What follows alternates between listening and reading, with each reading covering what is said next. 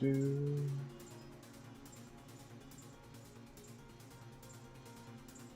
There we go.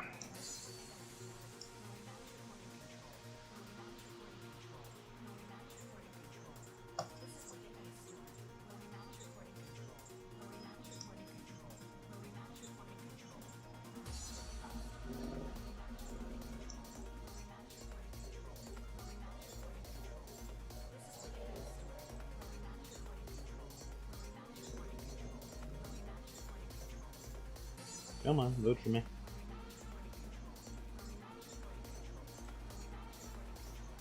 Thank you.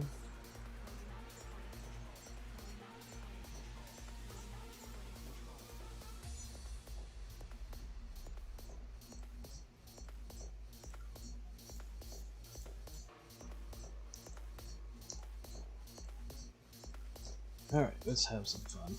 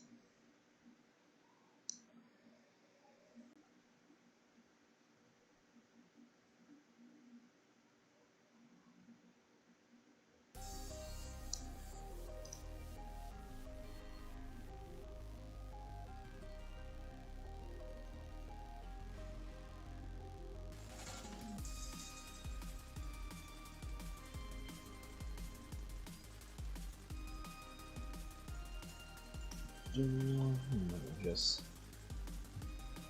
make a save file so I don't forget.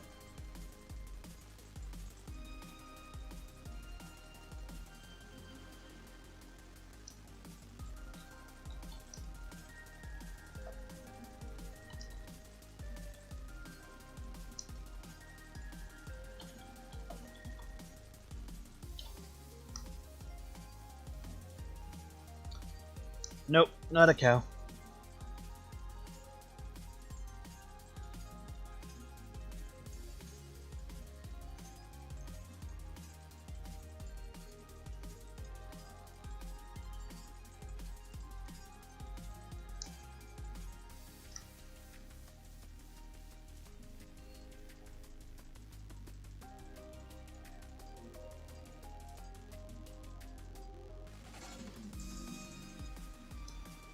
Yep, pig. Hello, hello.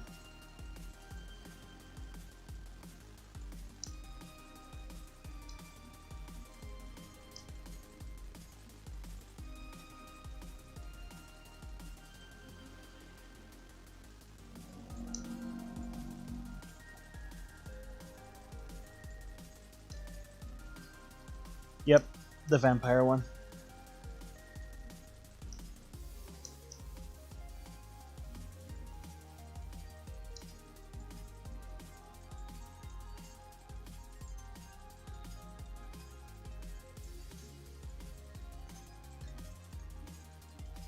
Felt like drawing Gretchen for this one.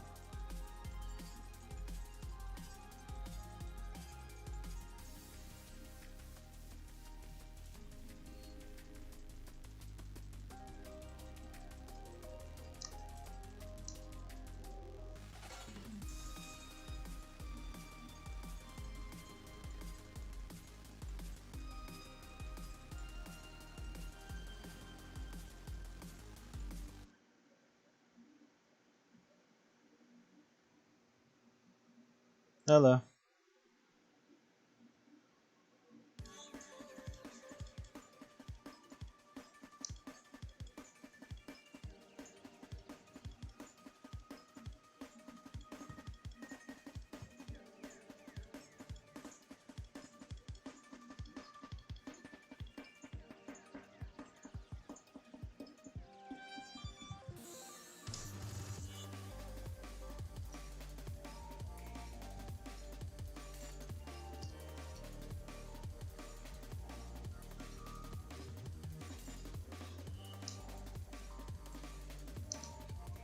Clean my glasses.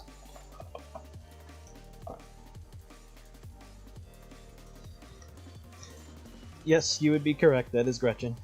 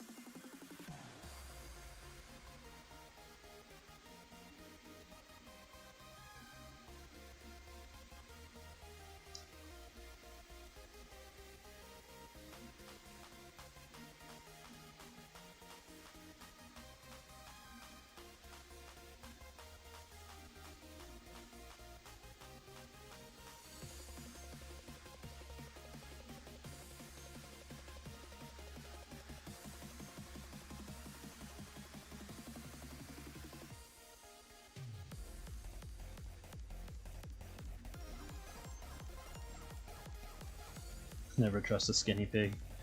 Well, she's definitely not skinny.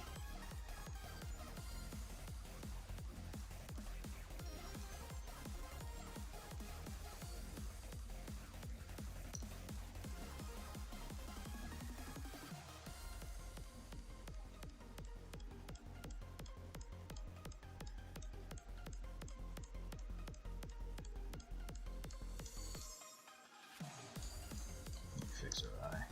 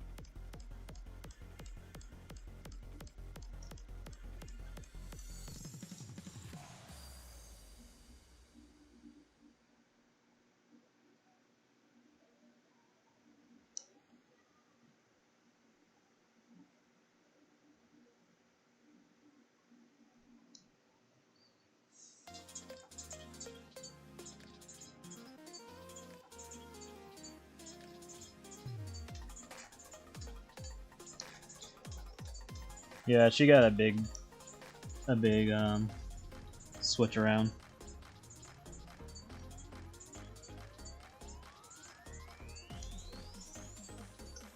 Mainly because I was trying to simplify a lot of things and be more organized with where characters are and why they're in certain positions.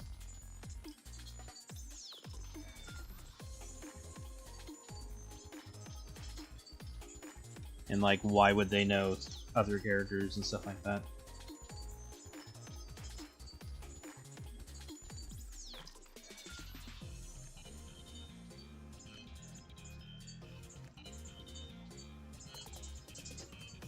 Yep, exactly.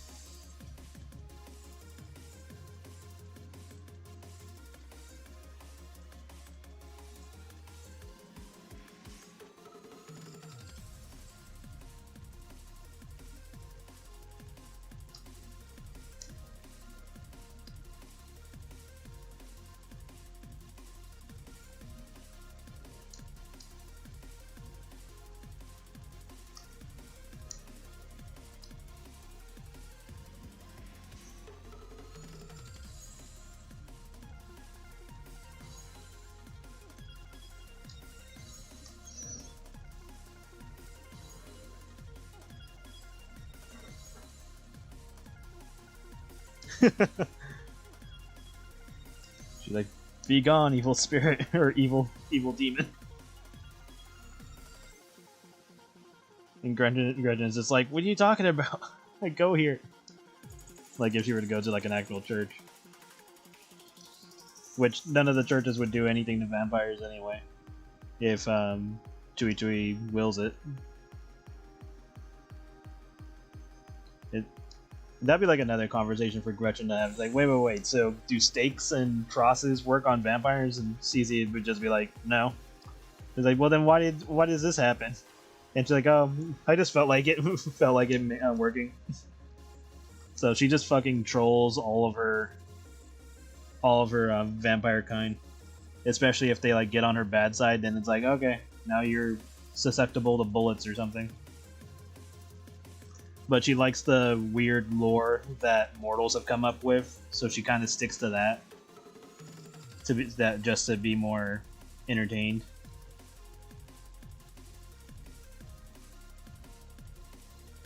Yes, exactly. I still need to make the thick church,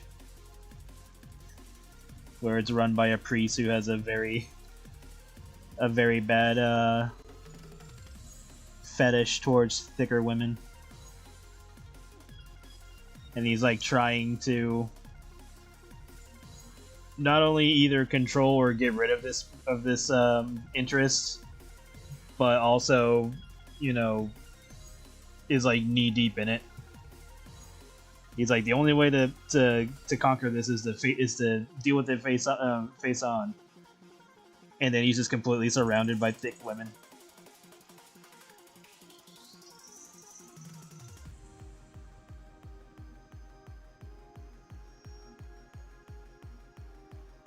It's literally that one meme where it's like, sir, there's a thick gypsy woman in front of the church with no shoes on, and then the priest is like, to be fair, stakes work on everyone. This is true. If you were to use a stake on a person and they die, were they a vampire? Although in some lore, they would turn to ashes once they die if they were a vampire. So depends on what your frame of reference is.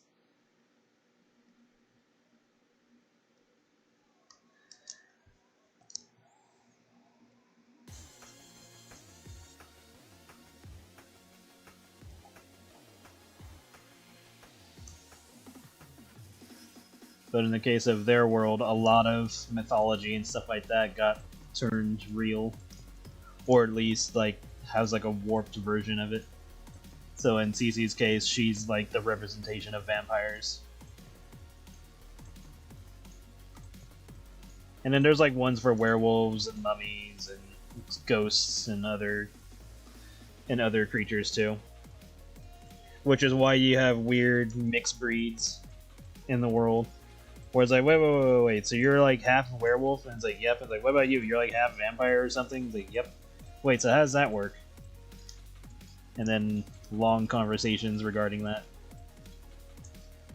And then there's the questions like, okay, so can something be half ghost? And they're like, no. Because that falls into like a whole like spirit thing or whatever, and there's like nothing to actually carry over. It's like, wait, so can ghosts mate with each other? Yes, but all that does is make more ghosts. Laughs at the canvas size. Oh, I know, right? It's like, will this get changed? Will this be bigger? Depends on where I want to go with it, because the initial idea was to have CC in here, but may or may not go through with that. I'm debating on rewriting her name. I think I'll just keep it the same, but if I want to keep it simple, I'll just refer to her as CC. I like the idiotic naming that I had for her. It's like, none of this makes sense. Like, yeah, I know.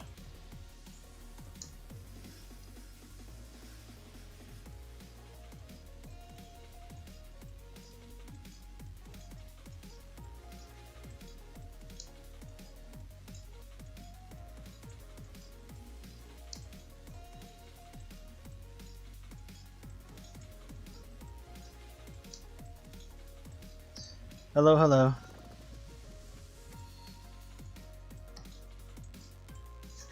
Yeah, it's like, no, don't be stupid, idiot. Ghosts can't mate with mortals.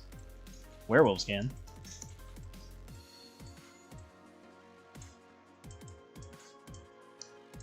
And then that has its own questionable moments where it's like, wait. So if this person has some werewolf in their blood, is there a chance that they'll like freak the fuck out during a full moon? And it's like, probably.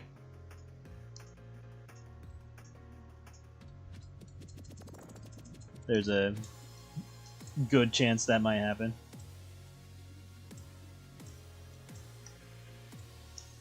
And then we can lean into the whole like Minerva, Mink, and I forget the wolf guy's name, but like we could like make something similar to that, where it's like some nerdy guy, and he's trying to get with a chick, and she's like, hell no, but then he like wolfs out, and then she just has like the greatest fucking in her life, and then she's like, okay, how can I manipulate this? She like tries to figure out how to make him change constantly. That would be fun.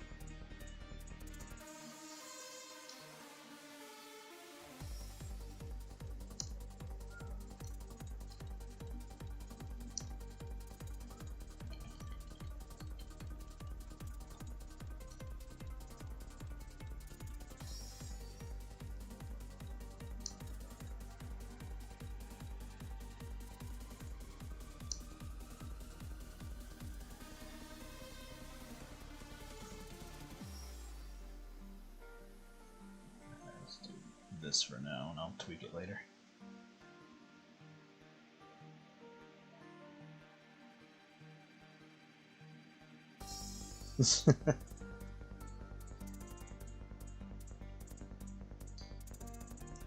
Yeah, it would depend on like what the aim is for that kind of story. It's like, does any type of air quotes moon work, or does it have to specifically be the one in the sky?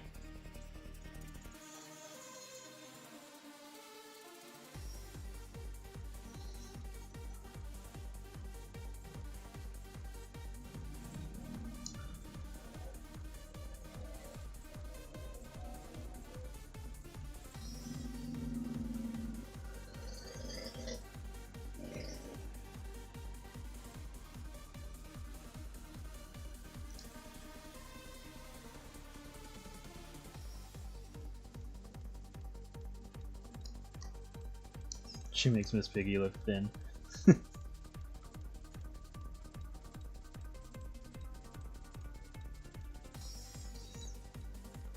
Doesn't help that her master has her pig out all the time.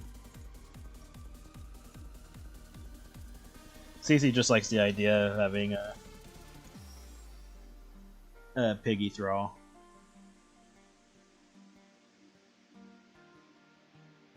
And enjoys her company.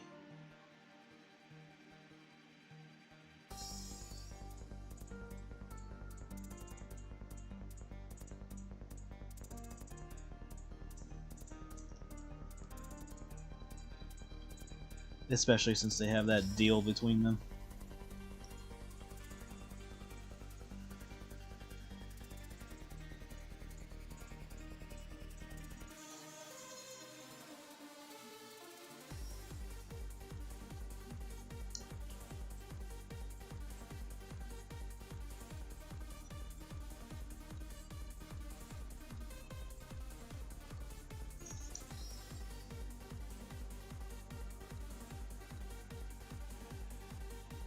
There's definitely a magical side to their world that I'll have to eventually go deeper into.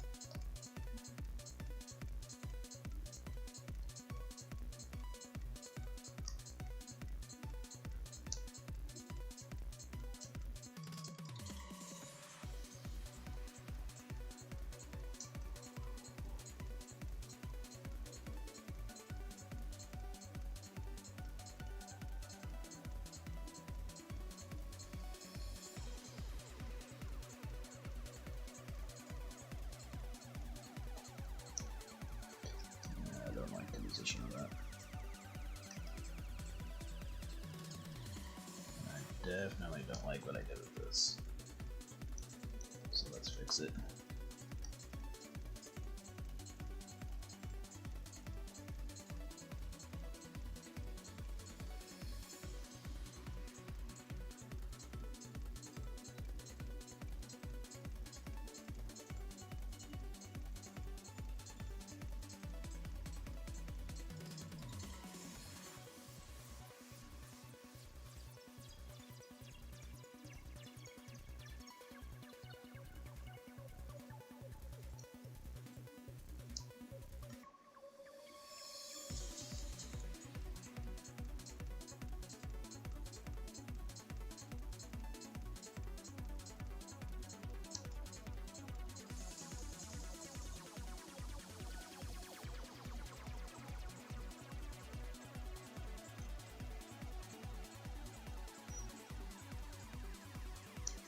Exactly. Which CC is more than happy to give her. You can see moments of Gretchen just passed out in like a meat locker. Or like extremely full from just eating like a bunch of meat and stuff like that. And she's like, "You made me eat a whole meat locker." And she's just like, "I know, wasn't it great?" And she just rubs her belly and gets all kissy kissy.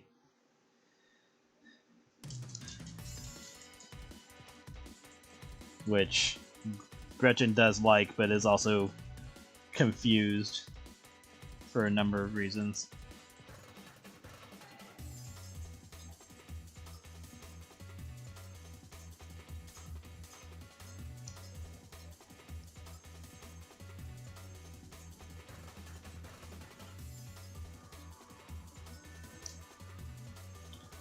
And then CC can just hypnotize people whenever she comes to hang out with Gretchen in public. And make them think that she's whatever. Because sometimes she'll just say, like, "Oh, I'm her cousin," or "Oh, I'm her aunt," "Oh, I'm her sister," "Oh, I'm her girlfriend," or whatever role she wants to say to make the day interesting.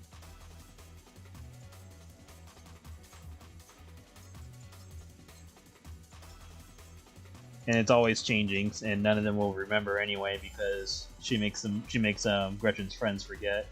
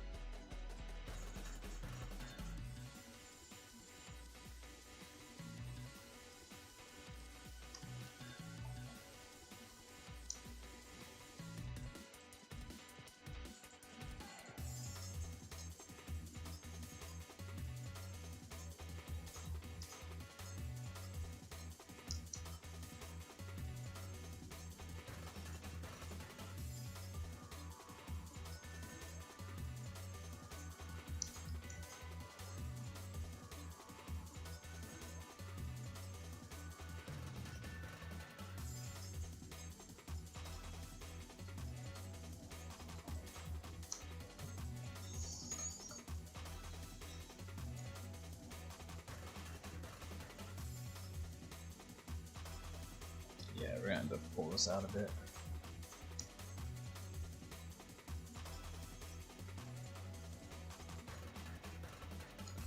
I just want enough space to clarify what I'm doing with her.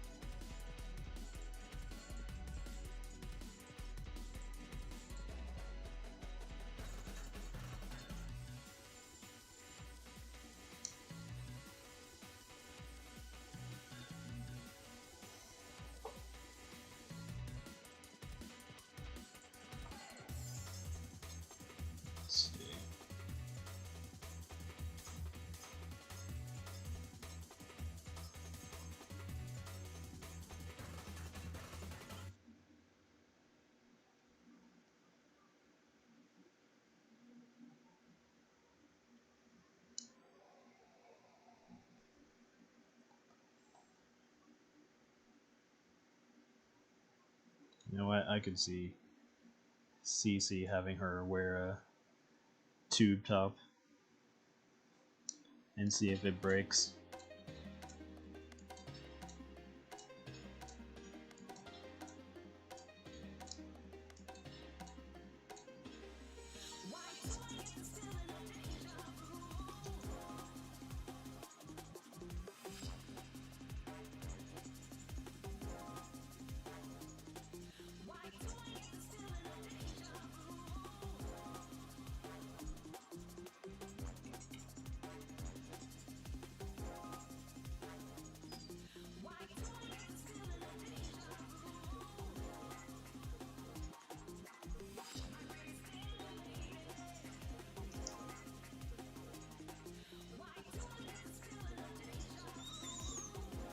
Well, I'm sure it would at a certain point.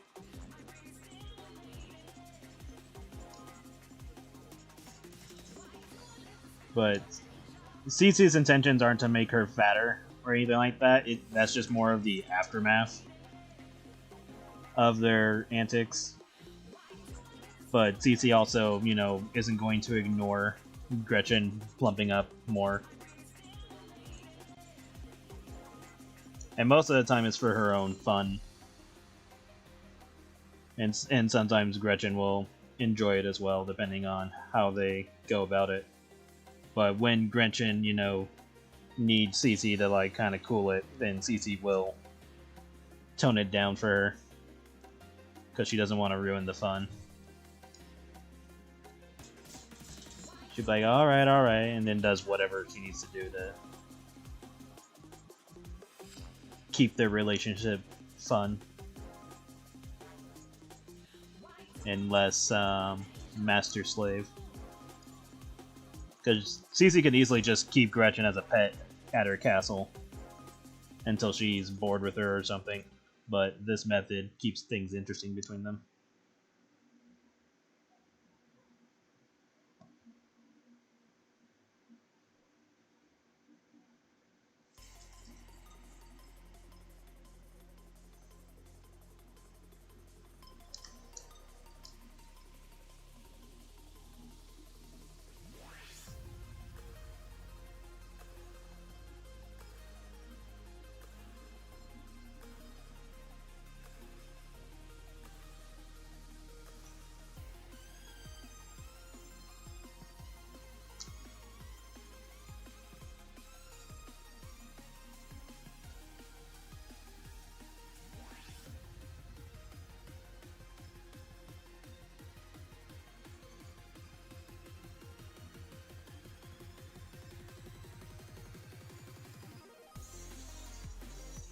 And I can also have moments where Cece is just completely out of touch with the modern day.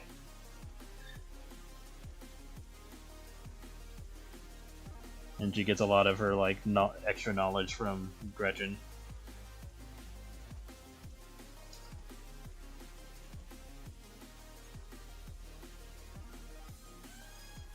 And then Gretchen's like, "Why are you a rabbit?"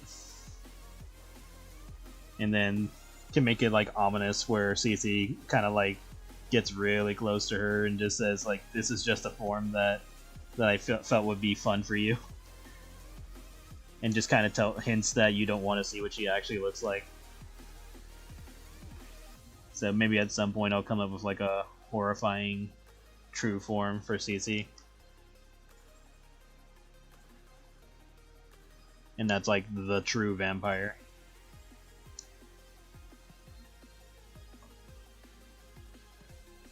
Yeah, that'd be fun, teaching her how to text.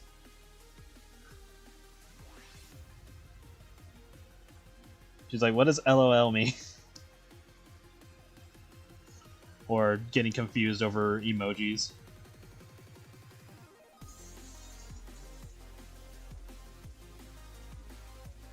And then when she does get the hang of it, she's just constantly bugging Gretchen with text messages. She's like, "Are you out of school yet? I'm bored. Can I come over?" it's like, hey, I know this is early from our usual arrangement, but can I come over?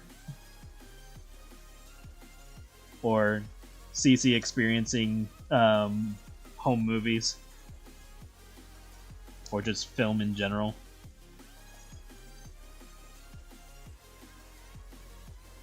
Or show her Nosferatu, and she's just like, huh, so this is what mortals think vampires are like? And then Gretchen will clarify, it's like, not so much nowadays. Nowadays they think they sparkle. Or whatever joke I want to put in.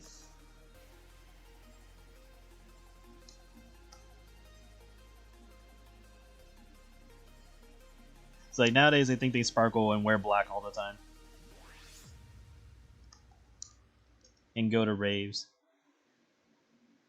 And then Cece's like, well, at least raves haven't changed over the last 1,000 years or however long she says.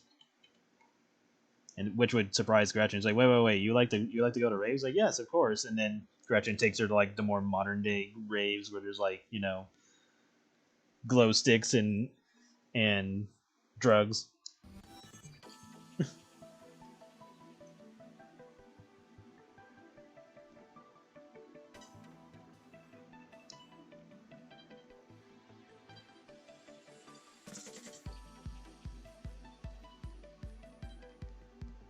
I would have to see the other movies because I only remember watching the first one, but that was like a long ass time ago. I'd have to watch it again.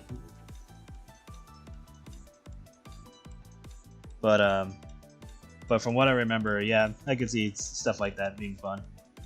But she's like the vampire, so she doesn't have like parents or anything. She could make some up. All she needs is to grab some villagers and turn them into vampires. Or whatever creature she wants them as. I could see Cece mingle with other monster creatures though, like hang out with werewolves and like cat creatures and shit like that, or zombies. I could see I could see like Cece and Gretchen get into a fight or whatever, and so Cece goes to like, you know,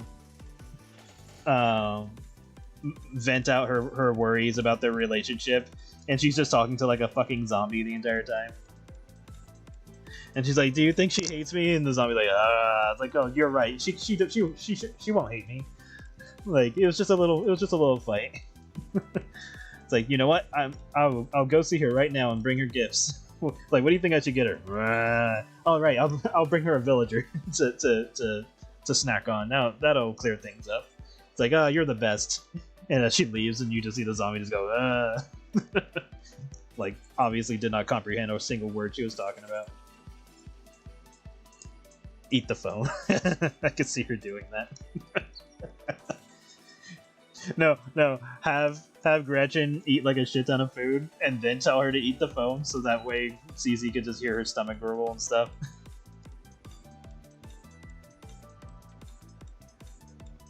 That'd be a fun time. See, this is how we get good ideas. We just rant and shoot the shit.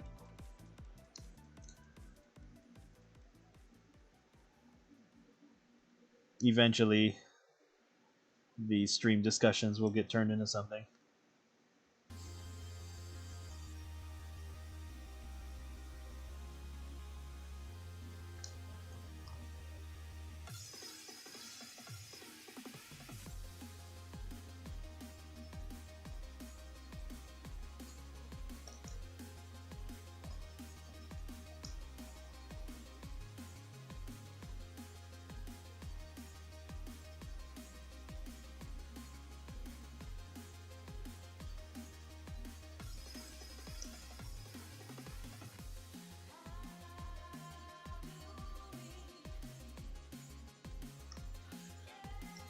Or it's like, see, that wasn't so bad, and Gretchen would be like, you made me eat my bed, what the fuck are you talking about?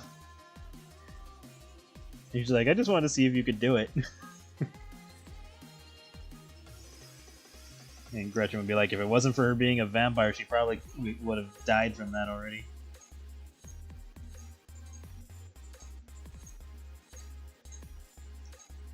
Or I could see Cece getting into like a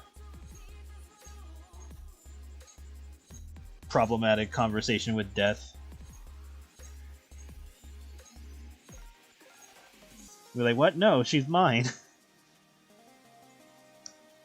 And Death is just like, you're kind of overstepping your limits here. The last thing CC wants to deal with are Celestials.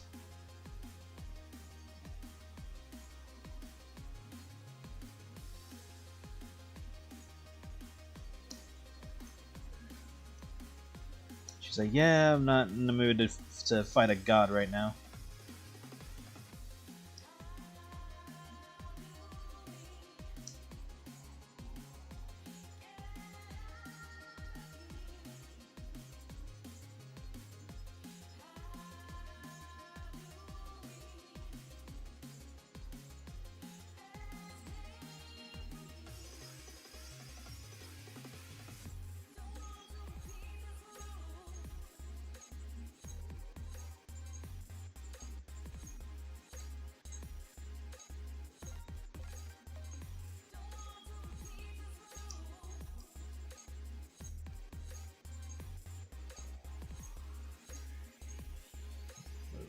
Just a bit.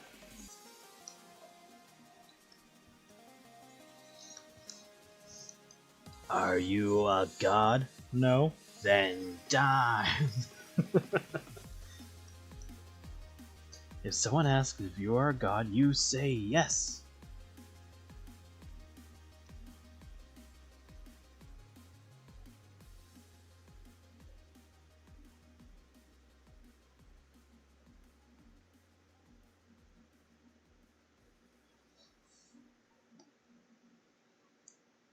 That would have to be like some kind of gatekeeper celestial. Just make one that makes that reference.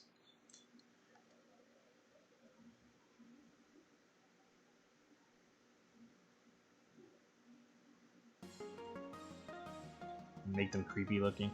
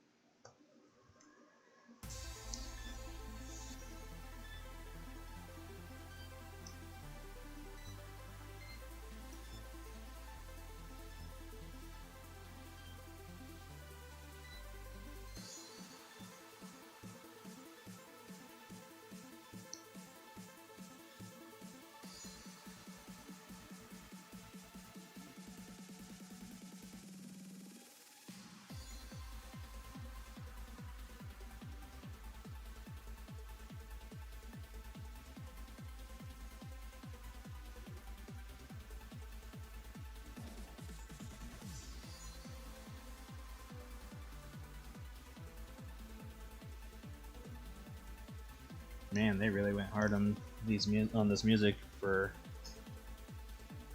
the type of levels they made for this game.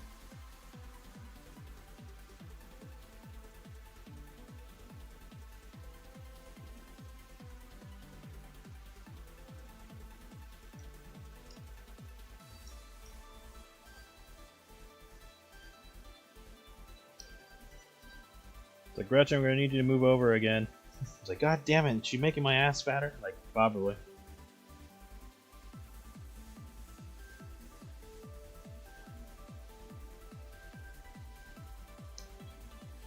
But yeah, CC is just like, oh, my sweet little piggy. Yeah, she gives her hugs. Hugs, kisses, and other things. Hello, good evening.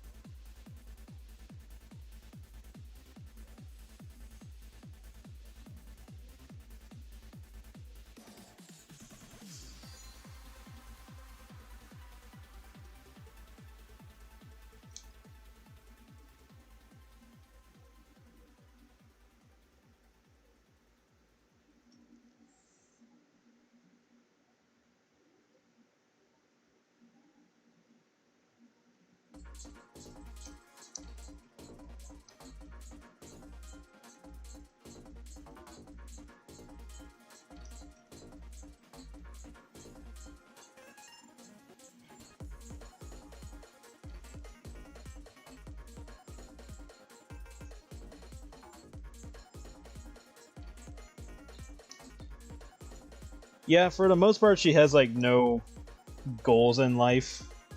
She just kind of exists to make a mythological creatures exist.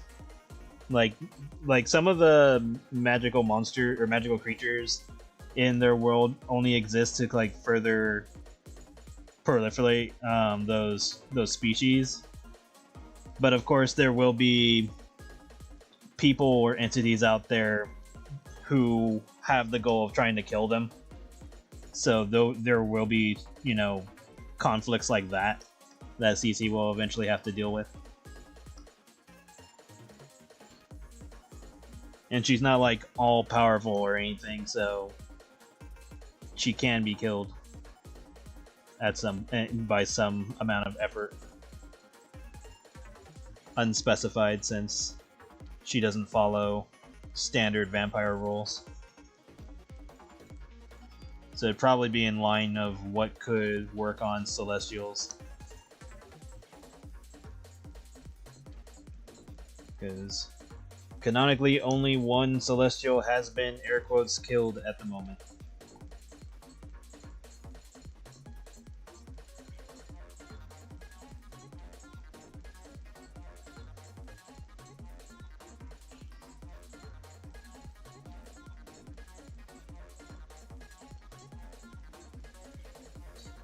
Which is a big problem if you kill Celestials, because if you kill the wrong ones, because there are some that don't affect anything, and then there are some that are like, if you kill this specific god, then you kind of fuck life itself. Which is why death became a necessary entity.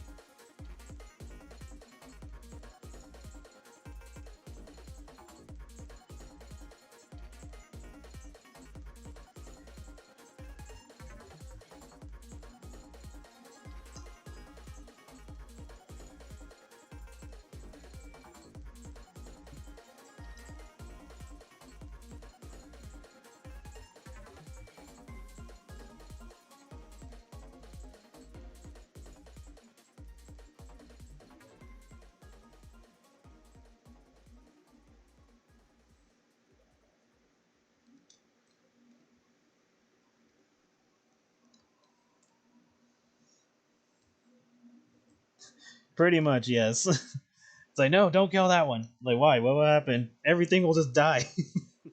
Like, wait, what? Like, don't kill those two because then heaven and hell no longer exist, and then we'll be stuck in some weird purgatory of living and unliving.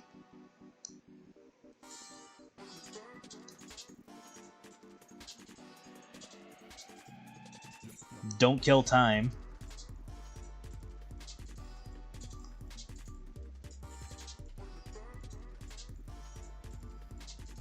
Don't kill the author.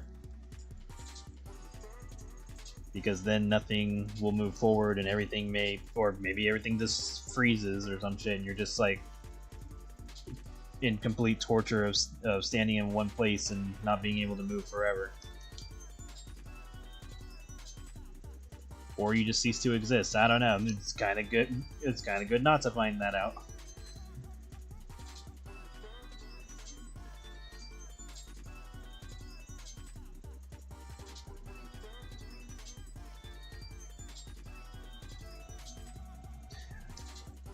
Yeah, like Yorjadov kill her, and I don't know.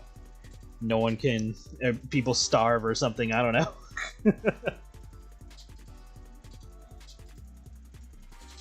And then killing a celestial might make another celestial's like contribution to the universe go out of balance or something. Like oh, here's the god of medicine and stuff like that. You kill that one, and then you have like the god of plagues and diseases overrun the universe, and that becomes a problem.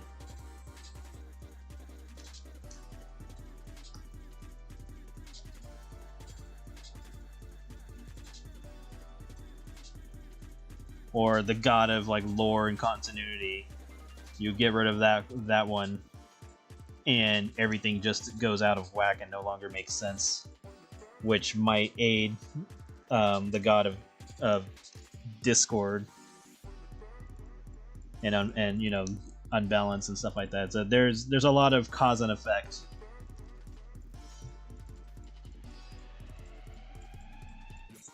And you're just like way better off not fucking around with that.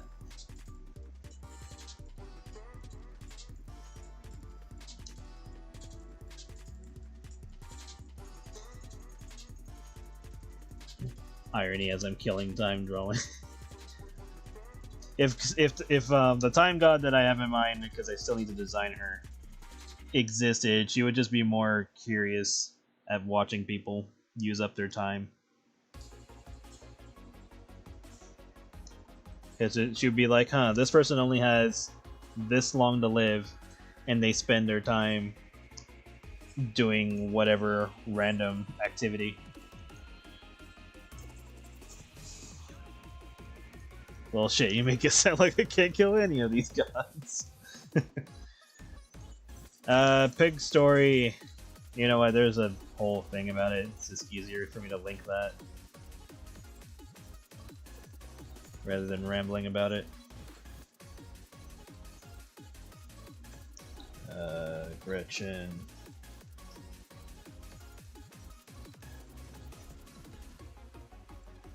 Copy.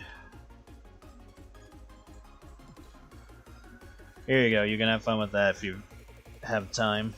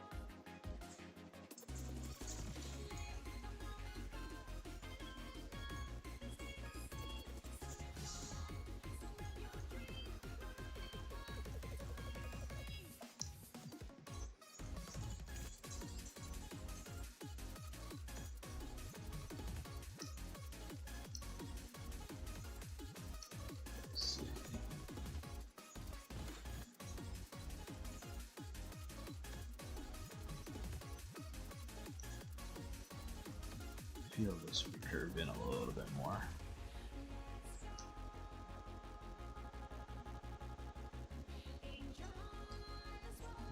this should be a little bit more out.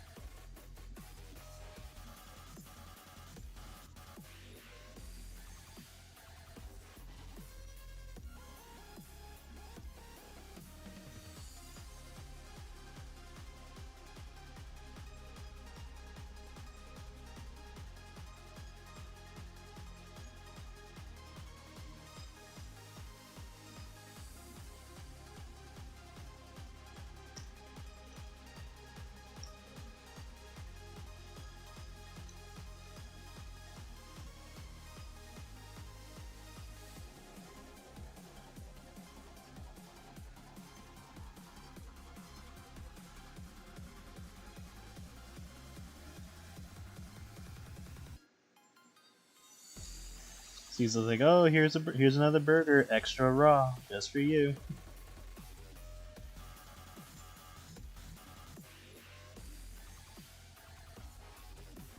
She says with a big grin on her face.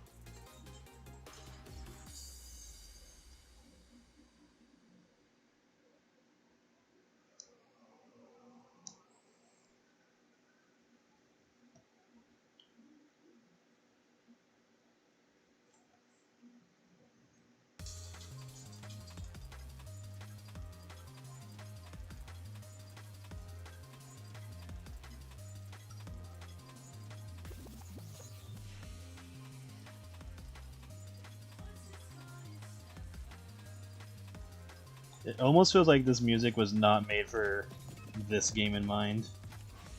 It's so out there, but who knows, they probably did have this in mind, since it's cyberspace.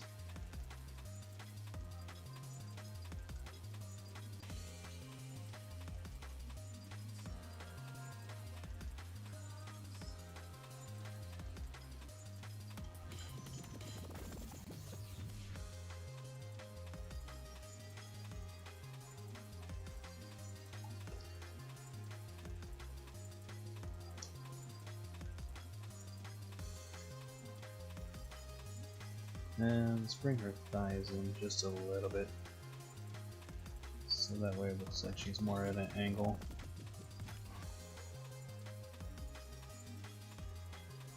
So about here should do it.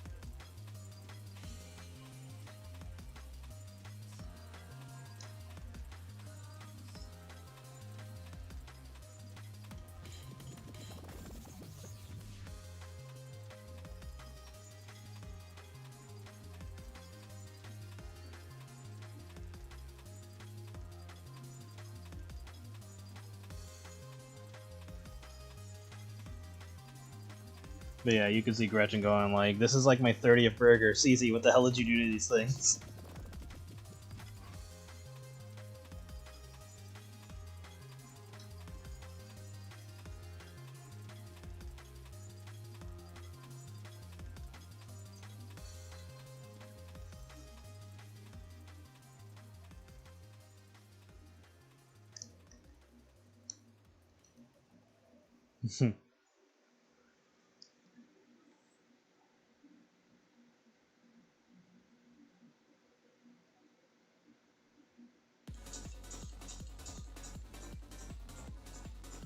I could see moments of Gretchen embracing the whole vampirism thing and surprising Cece in some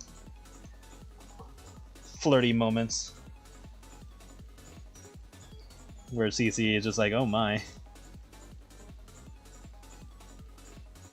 But she likes the rare moments of that happening because it just makes it more sexy.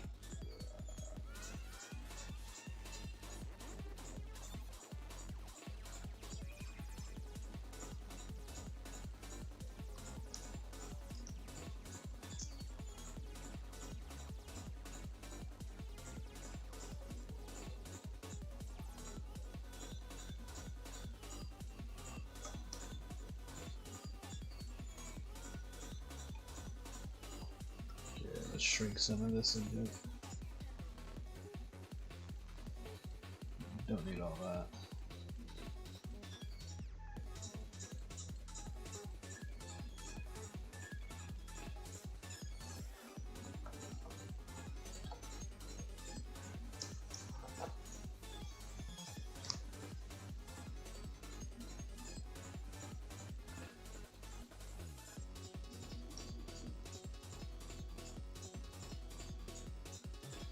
She is a bit rounder in her original art, isn't she? At least in the ass area.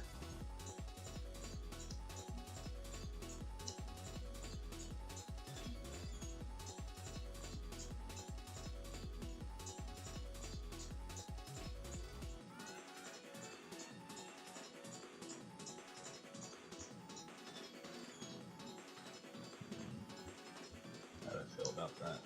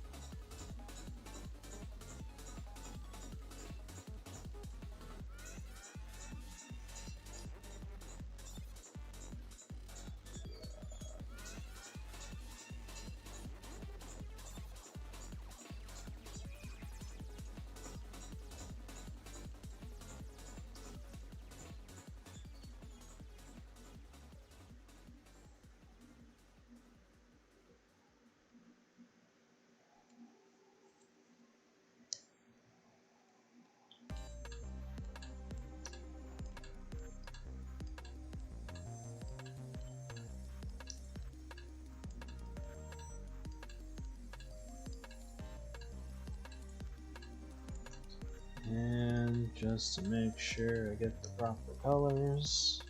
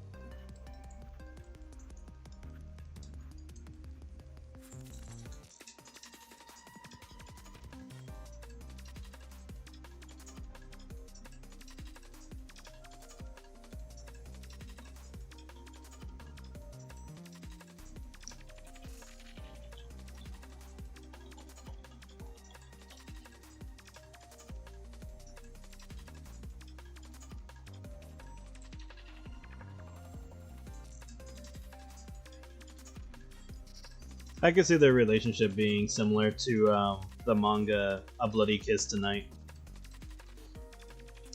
That was a fun manga, I enjoyed that.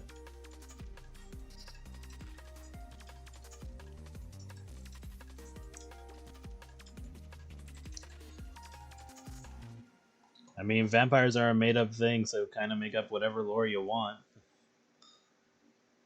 Sure, there's like a standard for vampires, but there's nothing keeping vampires from fattening up. Because there's like a story that someone's made where someone was using a vampire to lose weight while the vampire was gaining weight.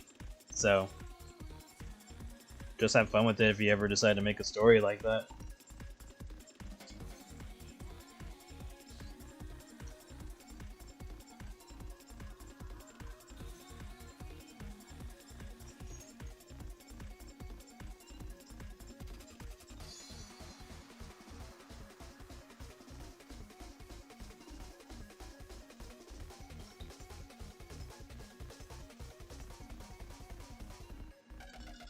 Yeah, I saw that coming.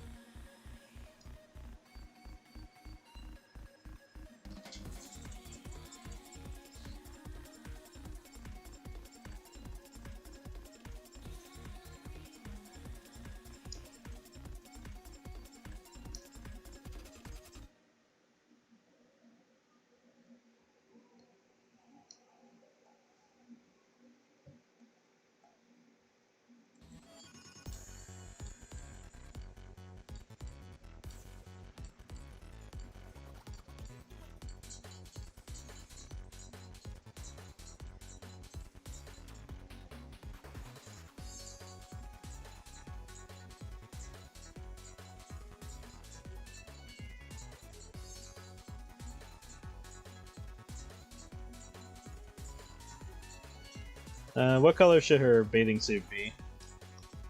Because I was gonna go for dark colors, but I'm fine doing something like green or whatever.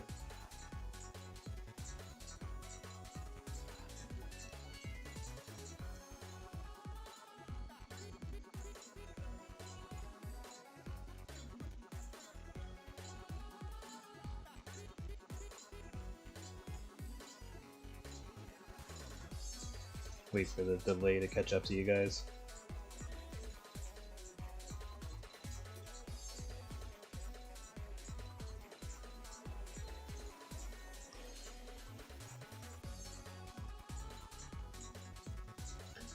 Red to match your hair.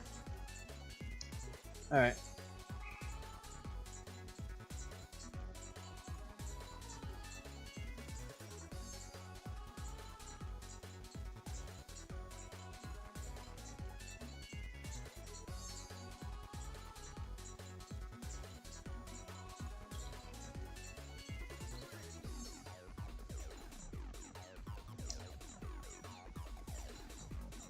That's why it looked weird.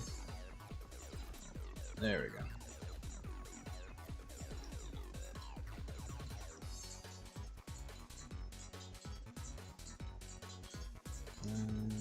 Nah, that's fine. I'll just do it this way.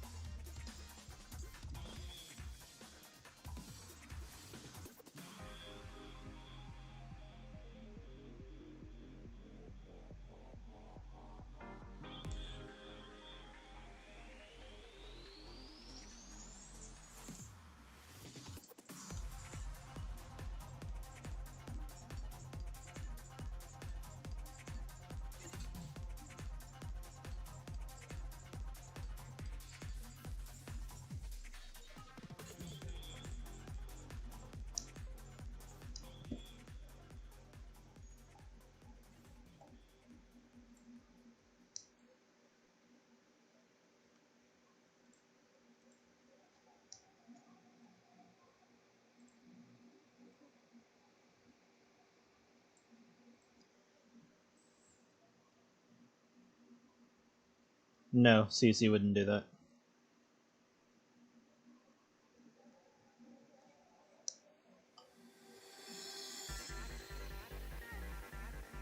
I could have sworn I changed hairstyles quite often with characters. Maybe not the older ones. The older ones are harder to change because of the way I drew their hair. But I know Blake has had a lot of hair changes. I think Tiffany has too.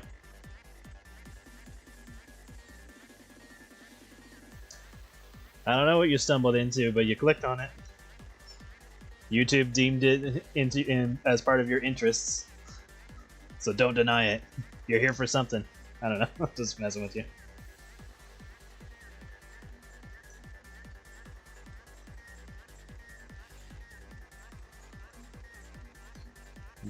YouTube said, hey, check this out. And you're like, okay.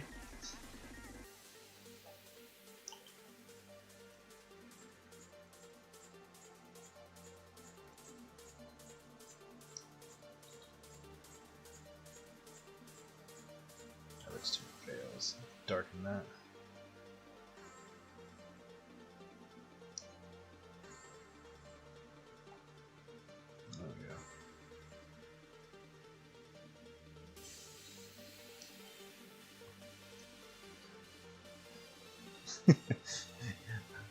I mean, you're still here. I'm just saying. Even if it's something you're not interested in, you're still here. I'm just messing with you.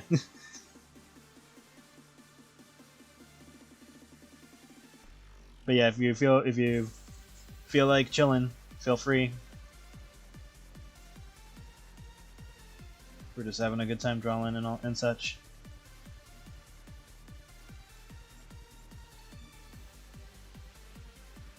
That's because we're fashionable and fabulous. Yeah, pretty much.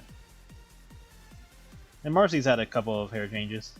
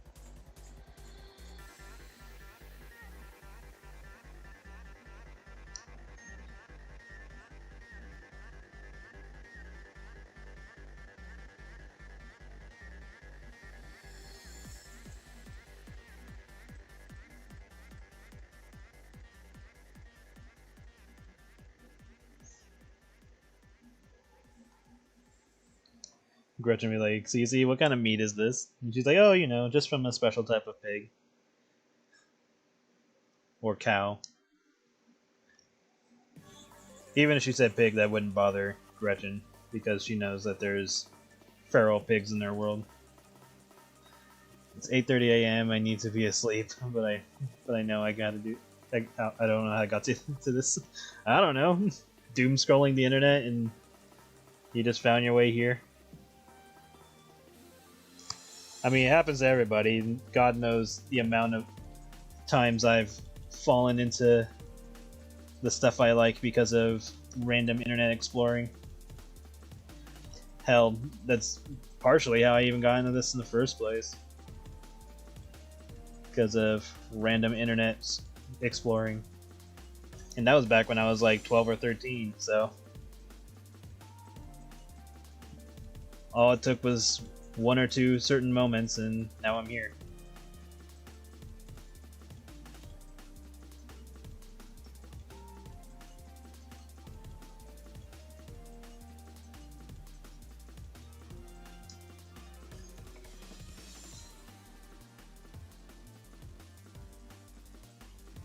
Is this the normal size she tries to stay at?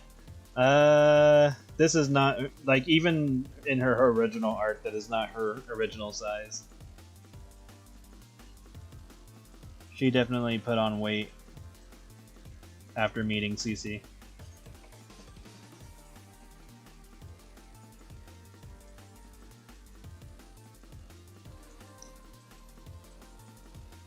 It's all my fault. Hey, one of the triggers was dual Rhydon. Me stumbling upon their artwork.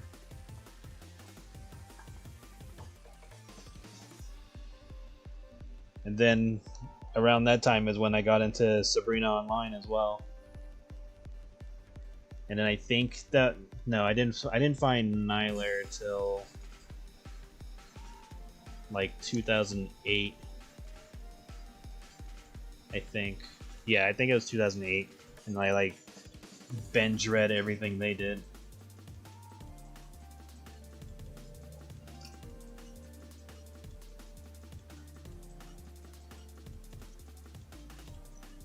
Everything's a domino effect.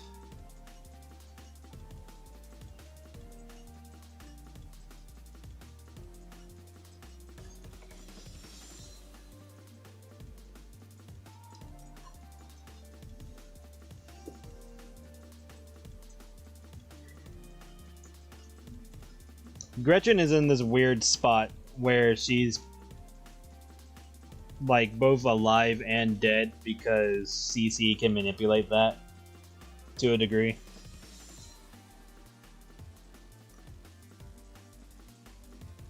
So I would classify her as still alive, but with an asterisk.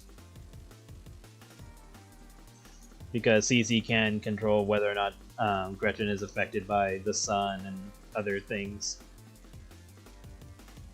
And that's mostly because CC likes to fuck around with the whole odd lore that mortals came up with. So she kind of like made it an established rule. But for Gretchen's case, she ignores a lot of her rules so she can have fun with Gretchen.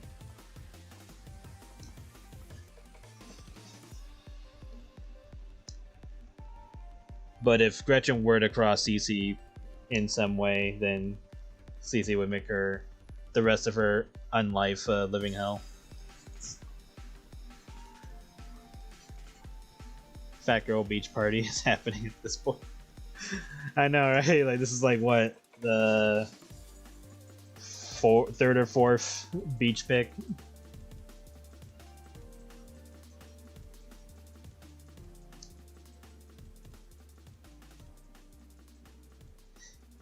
And yeah, CC could technically keep Gretchen alive for as long as she wants. Or like, you know, live throughout hundreds of years if she wanted to. So, as long as CC doesn't get bored of Gretchen, then Gretchen is essentially immortal. For as long as CC wants.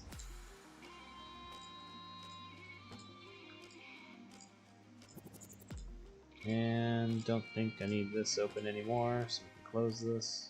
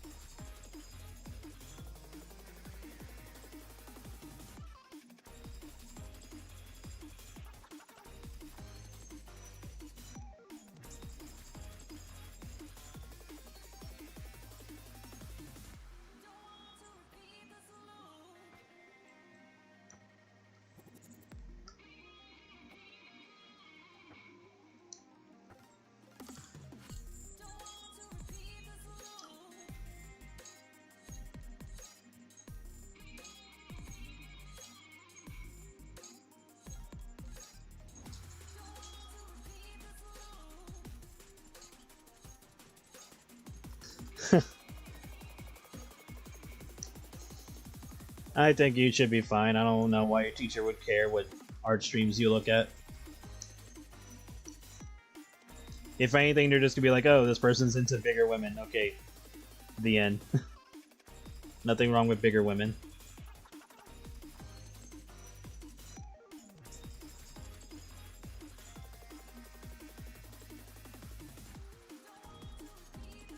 Hello, this is Gretchen. She's a fairly, well, I say fairly recent. She was like, what, 2016 when she first showed up? So almost a decade old now.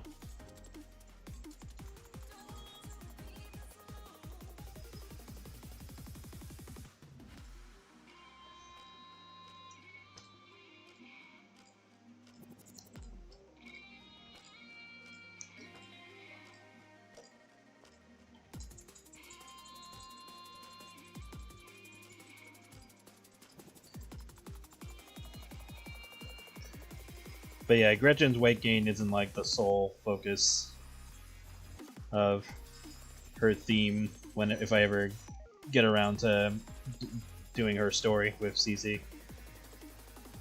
It's more like a master-slave theming, and weight gain just happens to happen every once in a while.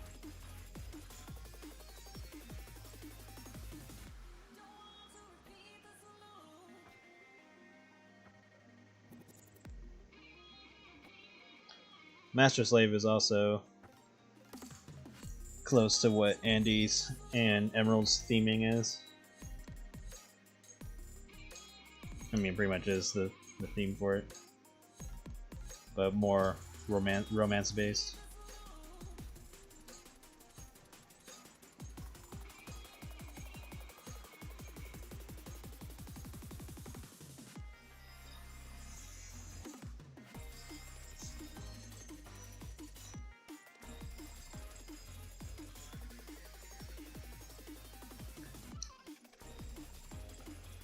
I can always tie Nemesis artwork to this. It's like, yeah, she's at the beach, but she's in the food area. She hasn't even gone to the actual beach yet.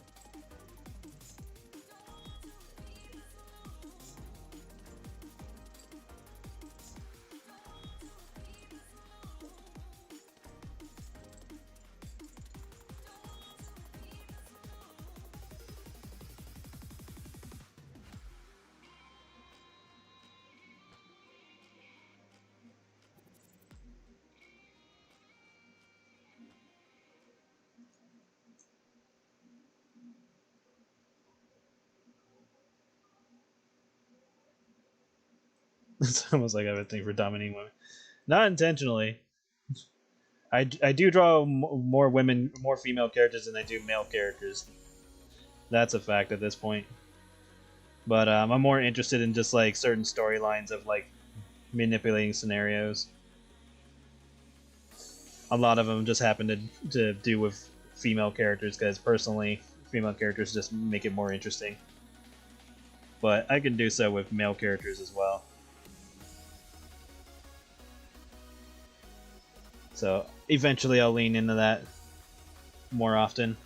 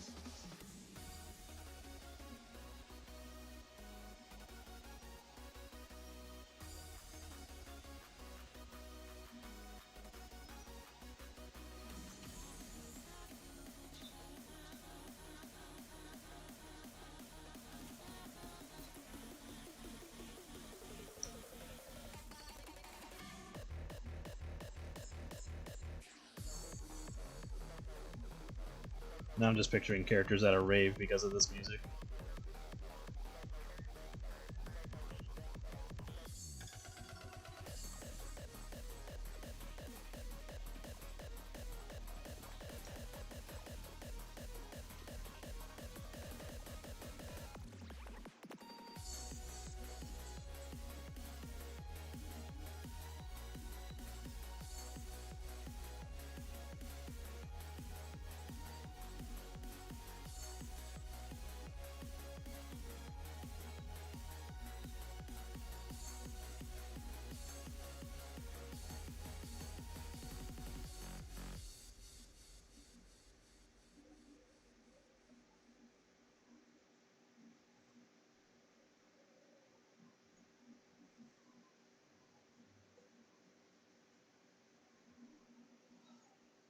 Alright, have a good night.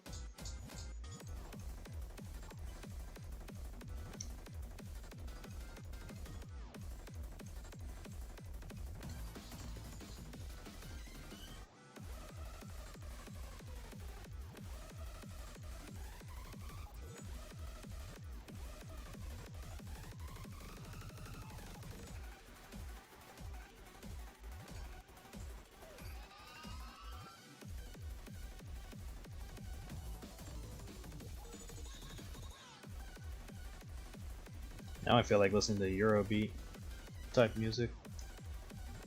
Listen to some Initial D.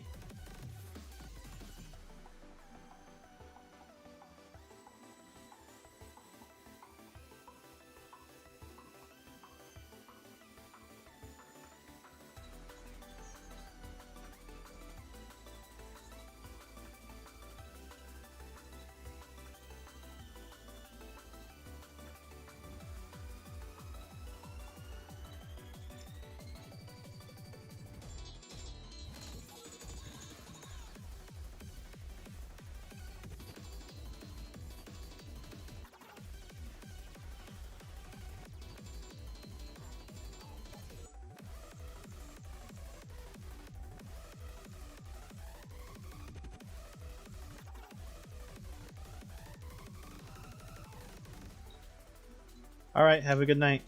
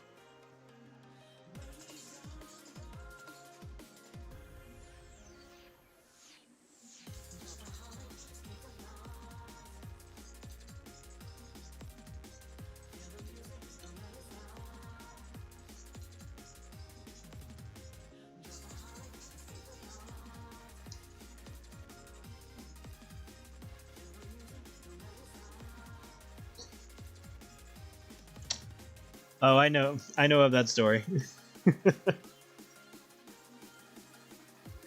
I saw the update earlier today. I follow it. I know there's some parts of it I need to catch up with, but from the stuff I read before was really good. There's that one, and then there's a homeless dog.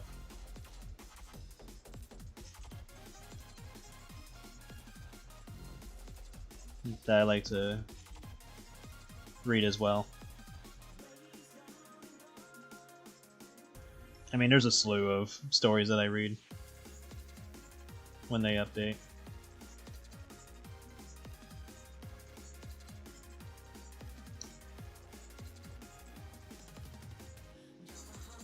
I'm just curious on where Ayano's weight gain diary is going towards. I think it's just gonna end up with all of the main girls being fat. I don't know what happens after that point, though.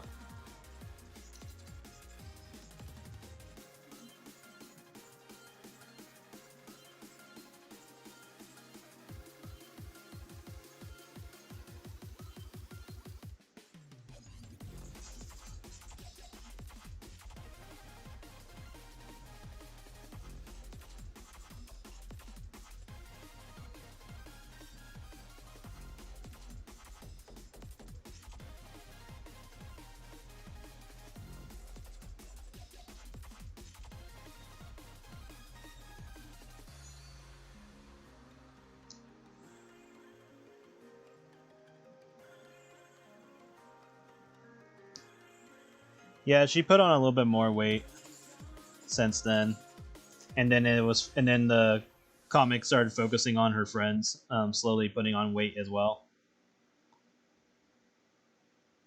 Like the current one was like having trouble gaining weight until finally she like figured it out. So now she's been slowly putting on weight. I think we're on the last friend, if I remember correctly. So that's why I'm curious on what happens after that.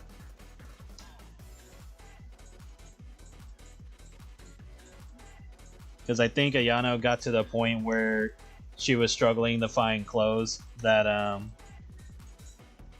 that can hold her, because she was having issues going through doors and stuff like that.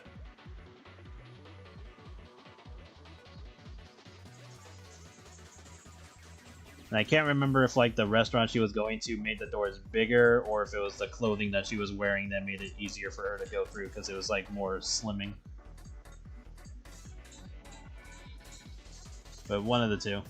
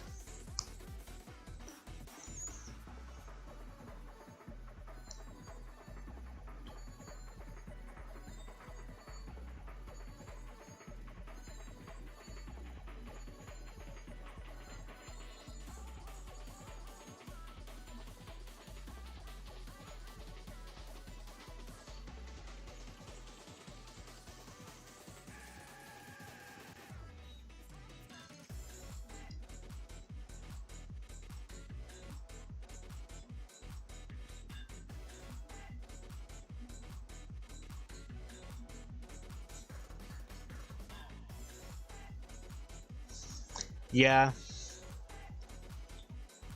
that's why I didn't want to like overdo it with Marcy and Skylar, because after the whole Marcy and Skylar, being official plot is over with, the rest would just be like, so what do we do now? Are we just gonna focus on Marcy getting fatter and fatter?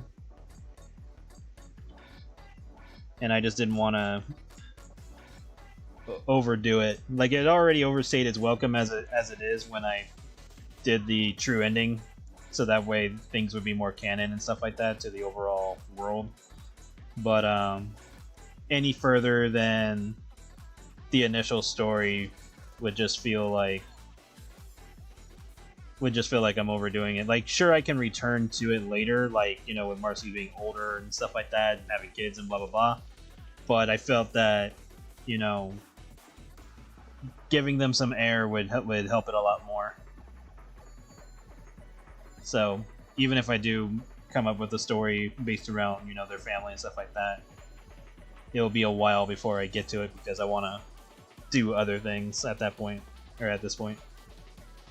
But yeah, like, initially it's just like a lot of weight gain stories either end with the character being like just ginormous to the point where they can't function without the help of friends or family, or they just get to like if we're ignoring like the logic of the world, it gets to like a more cartoony thing. Yeah, exactly. Because with I had, the focus was the romance. Yeah, there was weight gain in it, but weight gain wasn't like the only thing going on.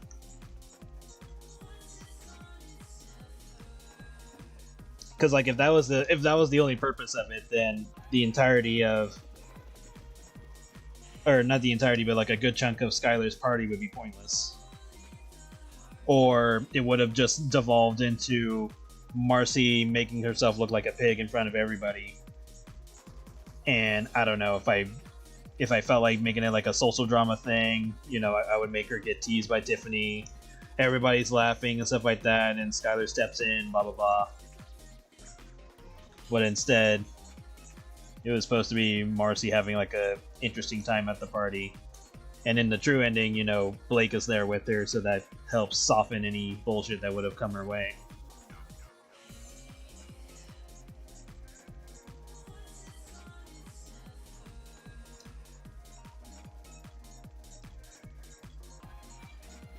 Right?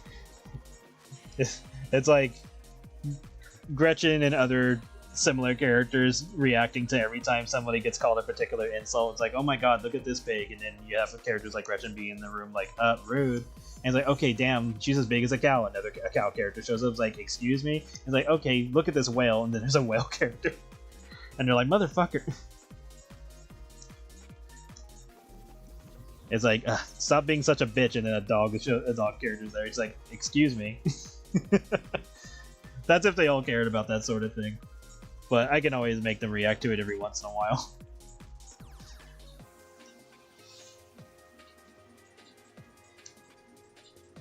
Yeah. There's still Skylar's Black Circus story to do.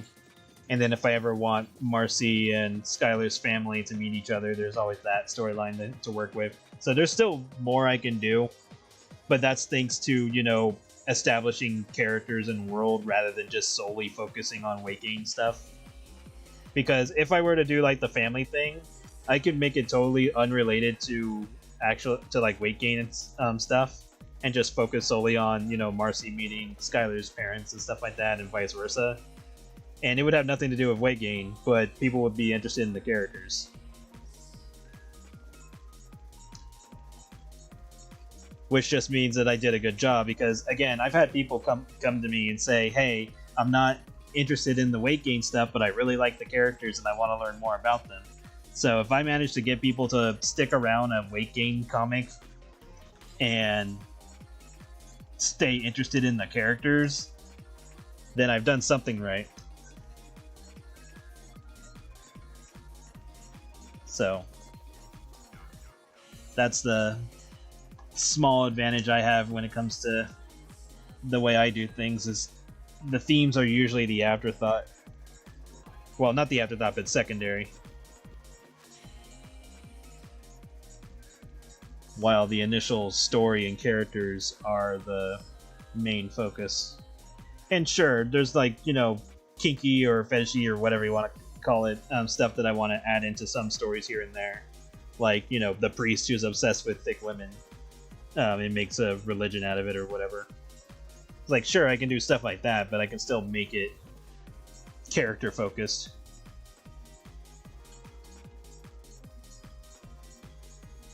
and still have interesting characters. I'd say Caitlyn is a bit more of a test run with that sort of thing, where it's like a shorter story and focused on like a one-off situation. Like, sure, her comic has some low ends here and there, but I think I'm slowly figuring it out as I'm going about it. Because the Greenfield characters, even though they're in a similar position, they still have an actual story going on, and theirs is like is continuous and episodic, whereas Caitlyn is just a one-time thing. Like, the odds of her getting another comic are low compared to everybody else. So it's one of those situations.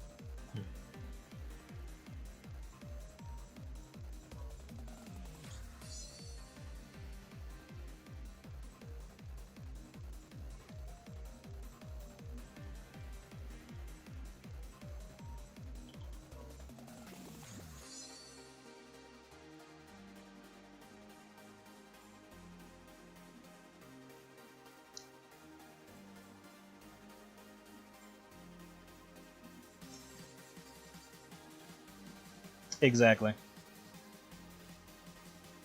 That's why it's hard to explain that to people that want like a lot of things to happen to certain characters over and over. Like, for example, when it came to Marcy, I had people who want or interested in like sumo related themes to happen to her, or get bigger and bigger until she's like bigger than a house type of thing. And I'm like, no, because that's not the type of world that I'm working in.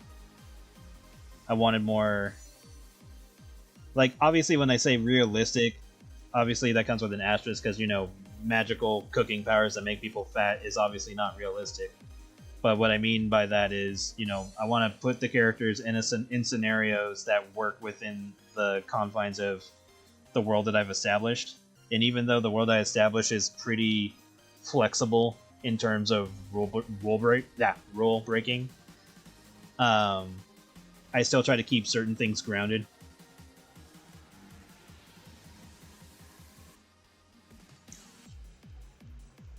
It's almost like balancing everything out is like the unwritten rule of the type of world that I've established that's super flexible with like supernatural stuff. So it's just one of those things where, like, if I want certain things to happen, I want it to affect the correct character. So even if Marcy is weight gain themed, she's also romance themed as well, and whatever her character personality is. So I want whatever she does to make sense for the character. So, like, when people ask, like, hey, Marcy, would you be interested in sumo? Like, in the back of my mind, I'm like, why on earth would she be interested in that?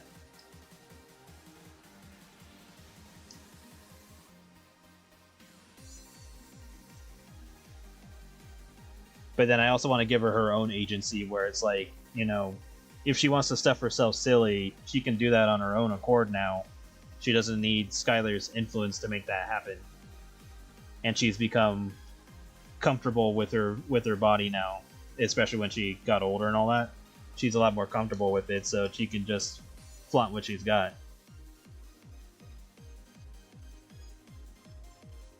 But that doesn't mean she would just like suddenly go like, oh, okay, I'm gonna enter this sumo contest out of nowhere type of thing. with like no prior establishment that she's interested in such a thing. And it's not like those ideas are bad. It's just, again, I want it to fit the correct character. So if I'm gonna make a sumo story, I would want to just make a character that's made for sumo, and then go from there.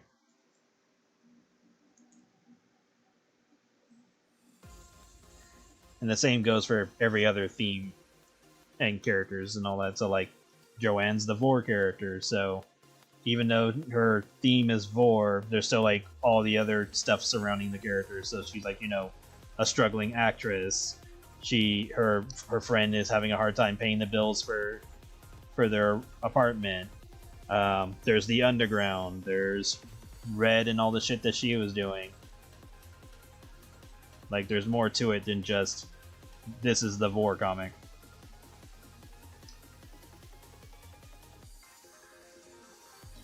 At least that's what I'm trying to do. I'm not perfect at it, but I'm trying.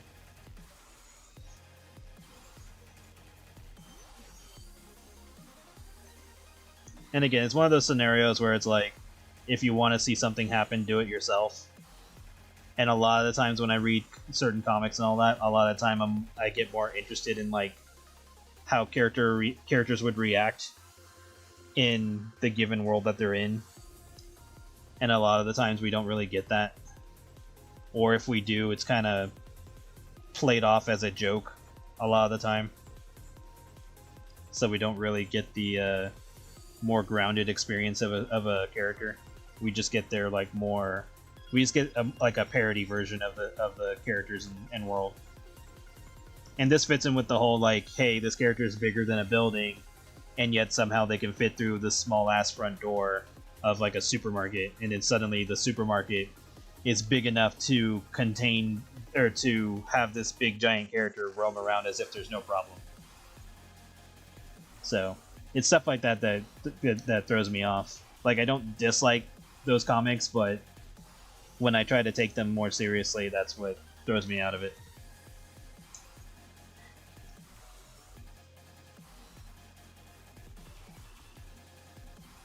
Yeah, I can see Red and her having a more lasting relationship, especially since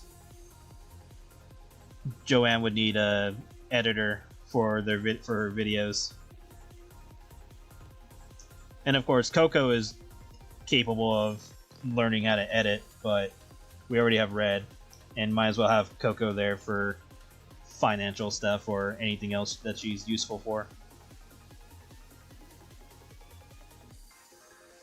But yeah, I could see Red being there to either encourage, advise, or help out the business itself.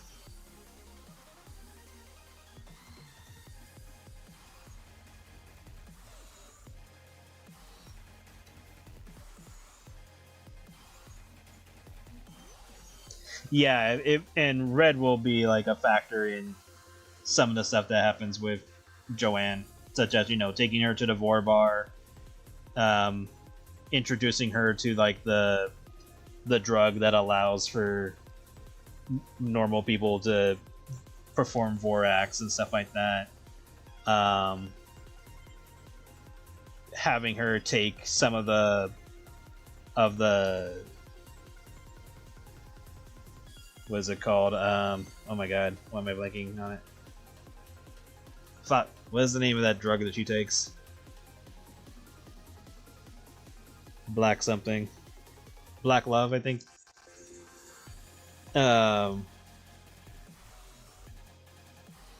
Basically, she's like, slowly introduces her into all that.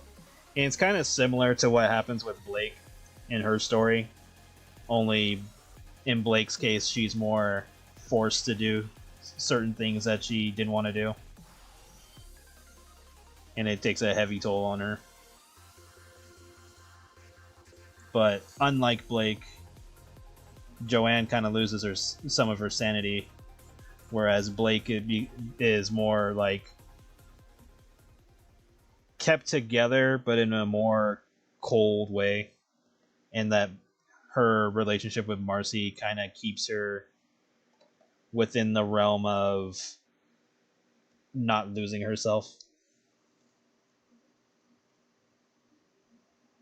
And I think that's like one of the bigger factors. Um, Crap. There was like another set of songs I wanted to do, and now I can't remember what they were. Oh yeah, I wanted to do these.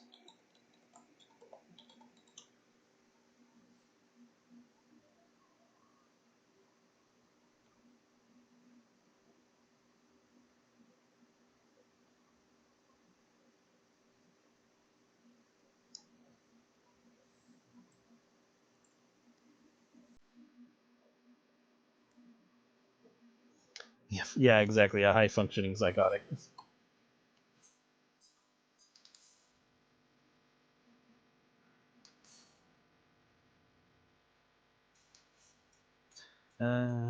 Is that what I want?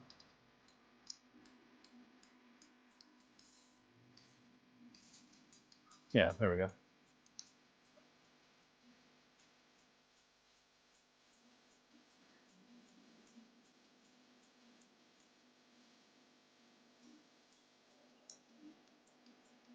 And then with Skylar's in a more questionable position because if I have him act more like a family man, where his family is more important than what he's doing in terms of his serial killing and all that, then it's like a coin toss on: do I want the ringmaster of the Black Circus to get rid of Skylar, or allow him to leave and be like, okay, he earned it, type of thing.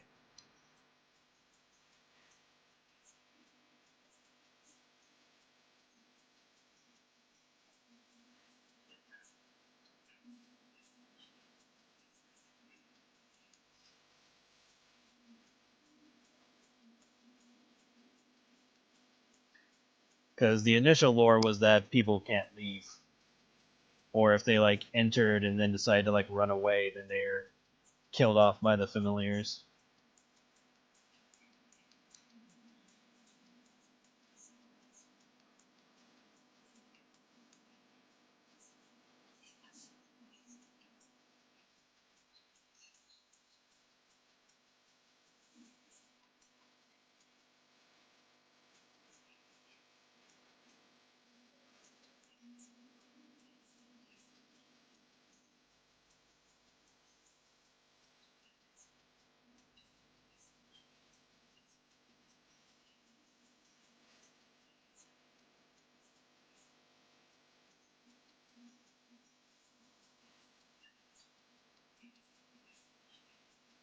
But I'll figure it out when I get there. It's just good to like ramble and have it in the back of my mind.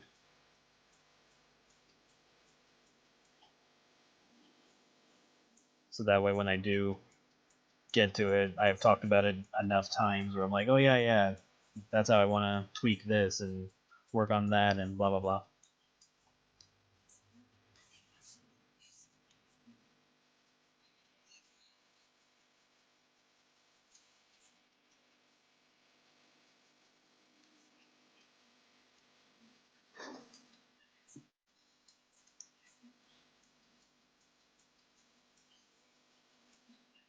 Yeah, because I am planning on at least having one or two of the circus members get killed from trying to leave early, or just losing their motivation for whatever it was that got them there in the first place.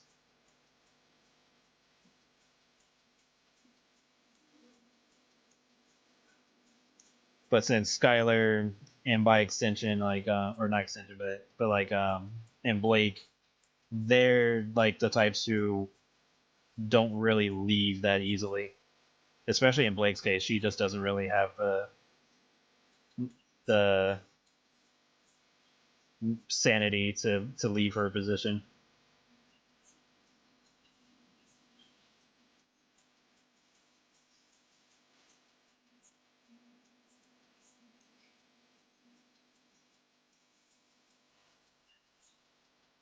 Yeah, Skylar just gets to the point where he realizes, like, I want to put Skylar in a scenario where one of his victims almost escapes, and that's when he starts to really think about, his actions jeopardizing his family, because he's been really careful up until that point, and then that's when he like really has to take a step back and be like, can he keep doing this, and is there a way for him to stop wanting to do it?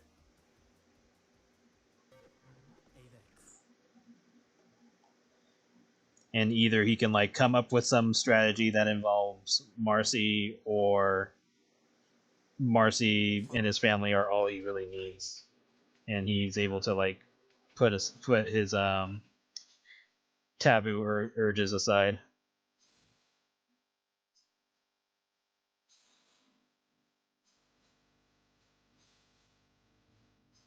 And maybe every once in a while he gets like a little bit of inspiration, but he's able to like keep it in check.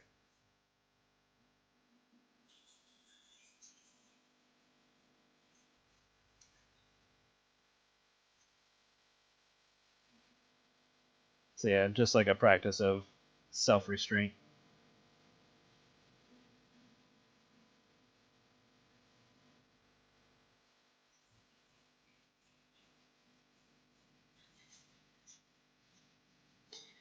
And realistically, if he were to put Marcy and his family in jeopardy, Blake will be there to take his ass out or do something to both get rid of him and still keep his family in like a good light.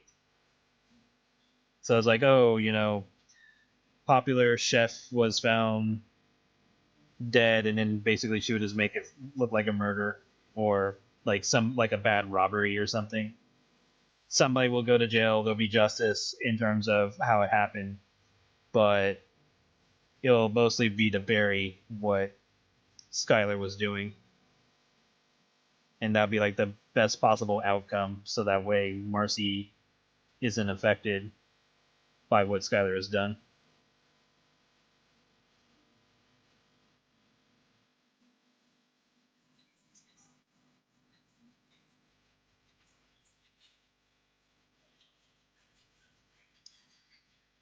Yeah, if there's like a path where I or a part or a idea that I could have Marcy find out, and then try to think of ways to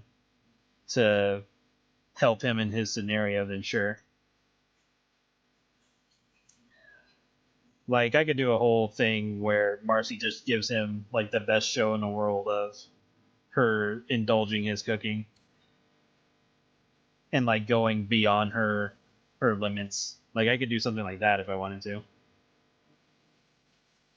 But I would want the focus to be less on her doing weight gain stuff and more on him figuring out his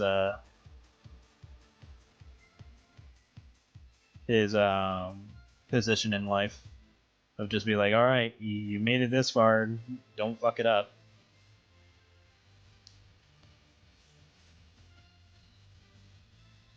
And it's not like he'll be losing his abilities. It'll just be more like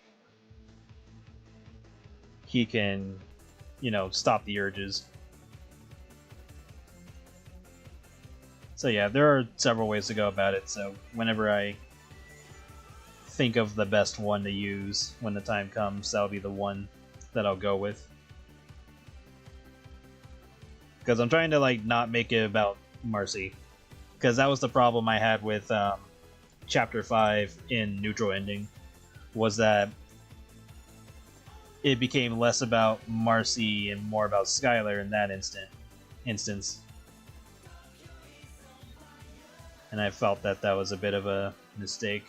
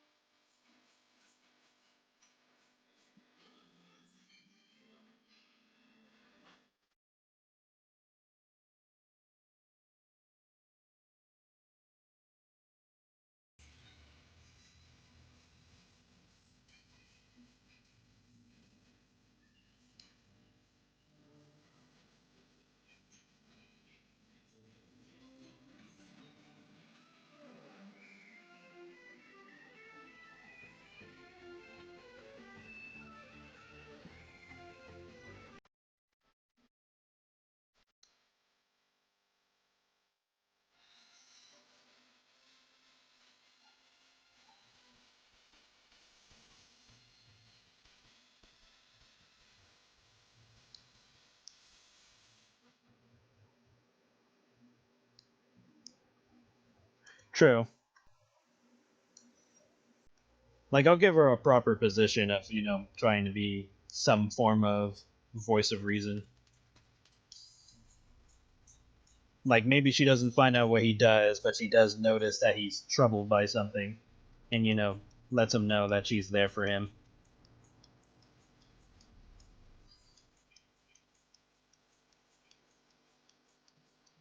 And maybe does something special for him, and that's what helps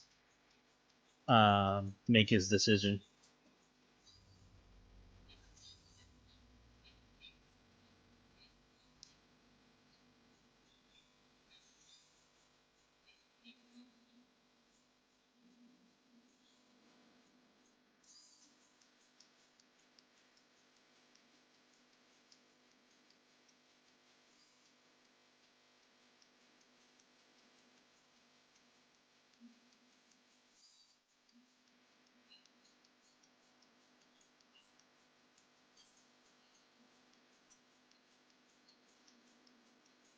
And like, Skylar can hide it by saying things like, "Oh, I messed up an order at work" or something like that. Like, something to make her think is just like his normal job related stuff.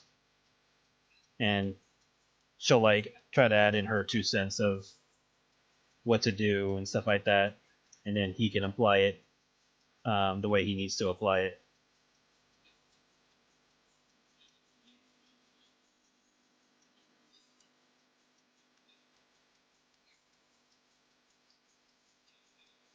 And then there's always the route of like, oh, maybe he takes a break and then he still comes back and keeps killing and stuff like that. Like, there's always that end too. Like nothing changes exactly, but he does have like a sense of relief and that his family will always be there, type of thing, while he's returning back to his ways. There's always that route too. I'm a little bit unlikely to pick that particular type of route, but there's always the possibility of it being used, or have some aspects of it being used.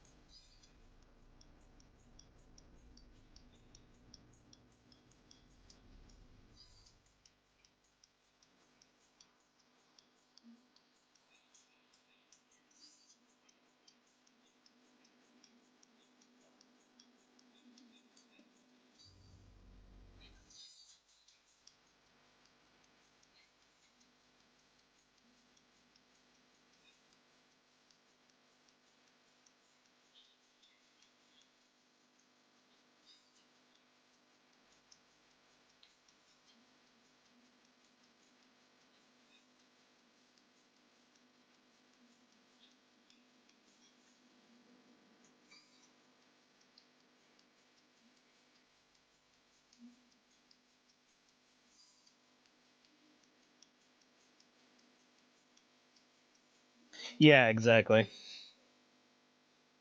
Like, not everything has to be answered, but it can be answered in a way where it's like, okay, the characters still exist in the world somewhere, and like, there'll be like the occasional cameo of certain characters in certain areas during other characters' events and other stories' events and all that. So, like, for example, if I did the storyline where the entire world is being covered in both Guardians and Avixes, there may be moments where we see Skylar like defending his family or something.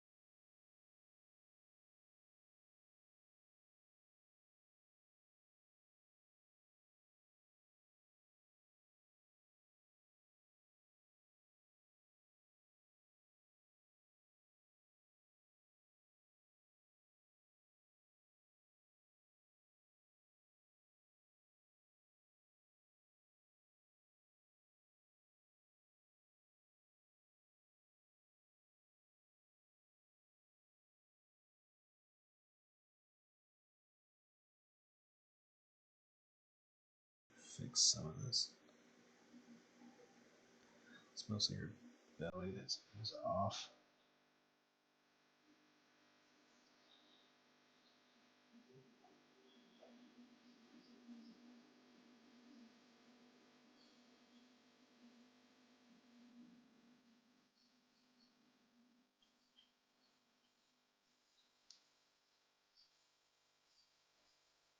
Thank you.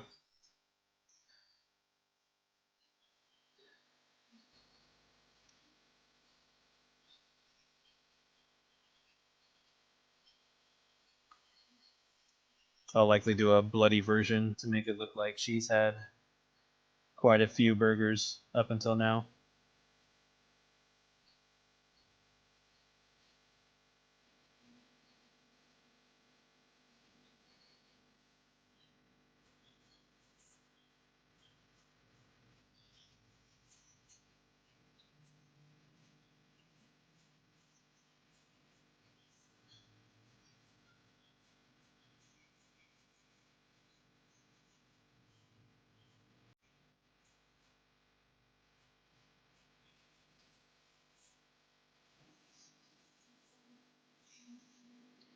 Oh, yes.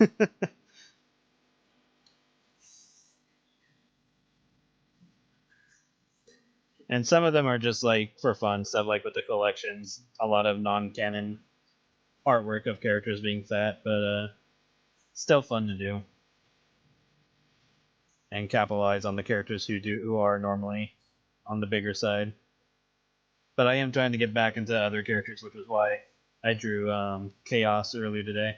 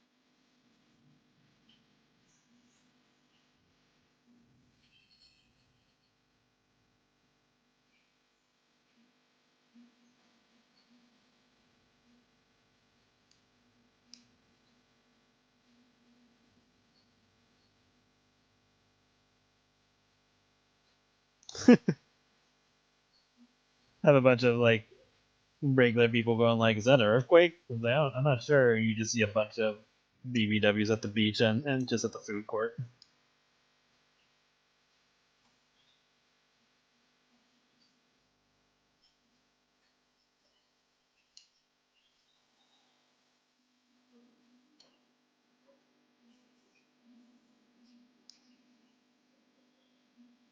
Can see CC telling a bunch of them to move out of the way as she gets a nice big order for Gretchen, and then leaves, and then suddenly the rest snap back out or snap out of it and get back to trying to fill their plates or boxes or whatever they have.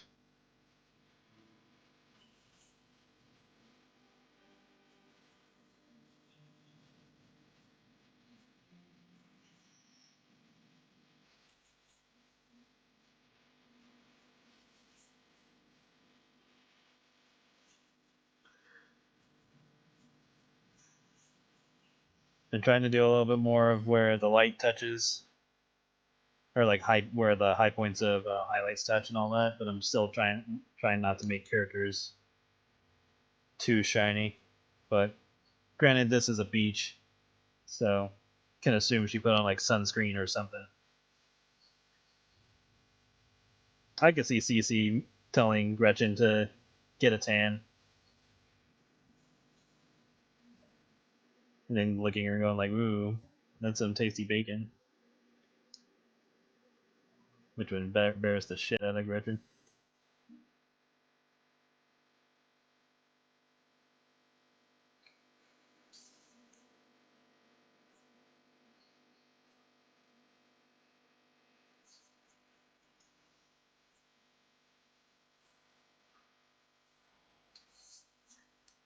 And then I can see Gretchen getting a little peeved of all the pig jokes.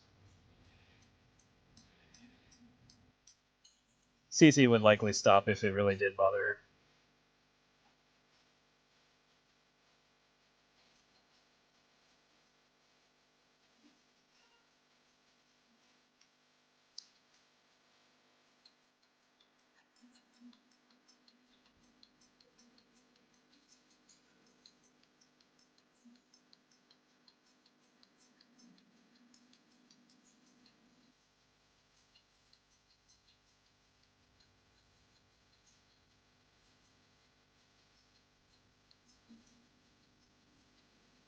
Zoom in a bit.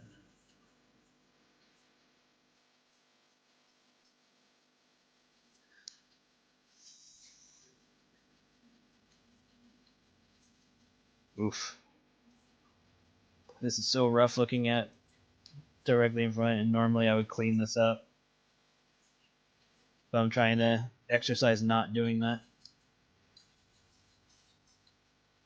Just to see how it handles when I don't do that. I mean, I've seen plenty of artwork like this.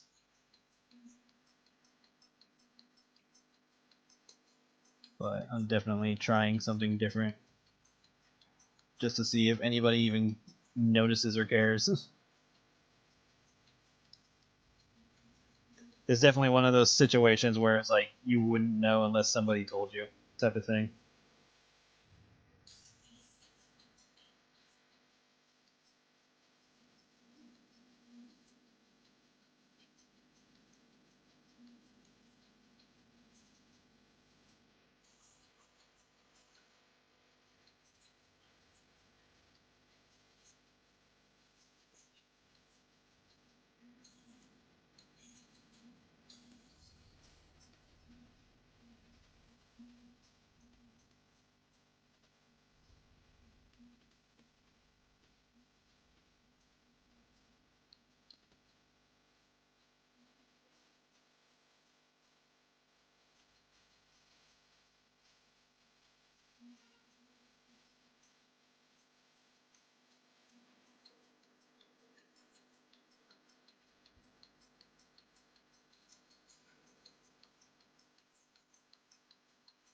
But I'm likely to lean away from doing it this way in the future. Just feels weird to me, at least.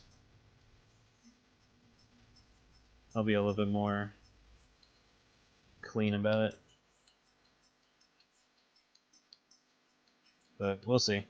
We'll see how I feel about it. It might be a picture by picture to picture thing.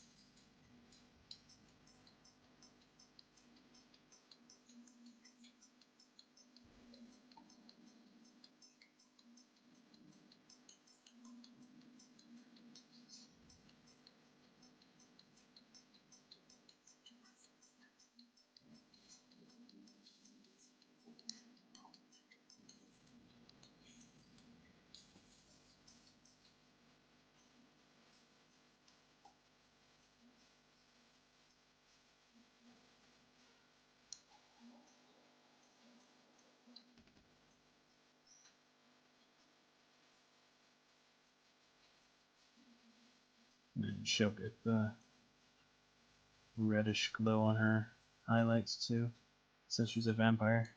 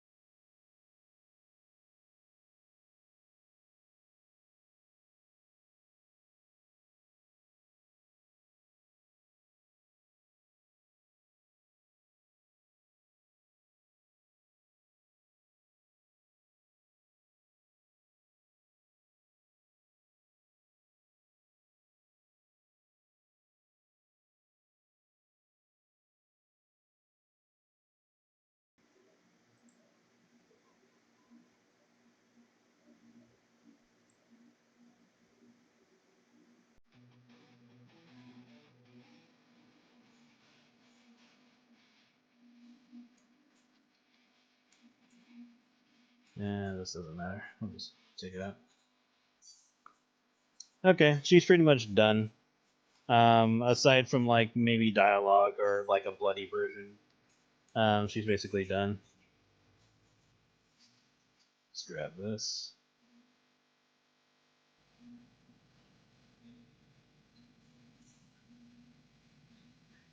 But yeah, um, pretty much gonna call it for tonight. Um,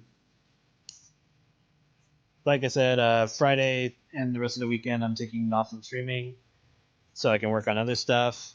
I'm gonna work on secrets as well as another collection set, and then I would like to put a lot of time into like another project that I'd like to get started.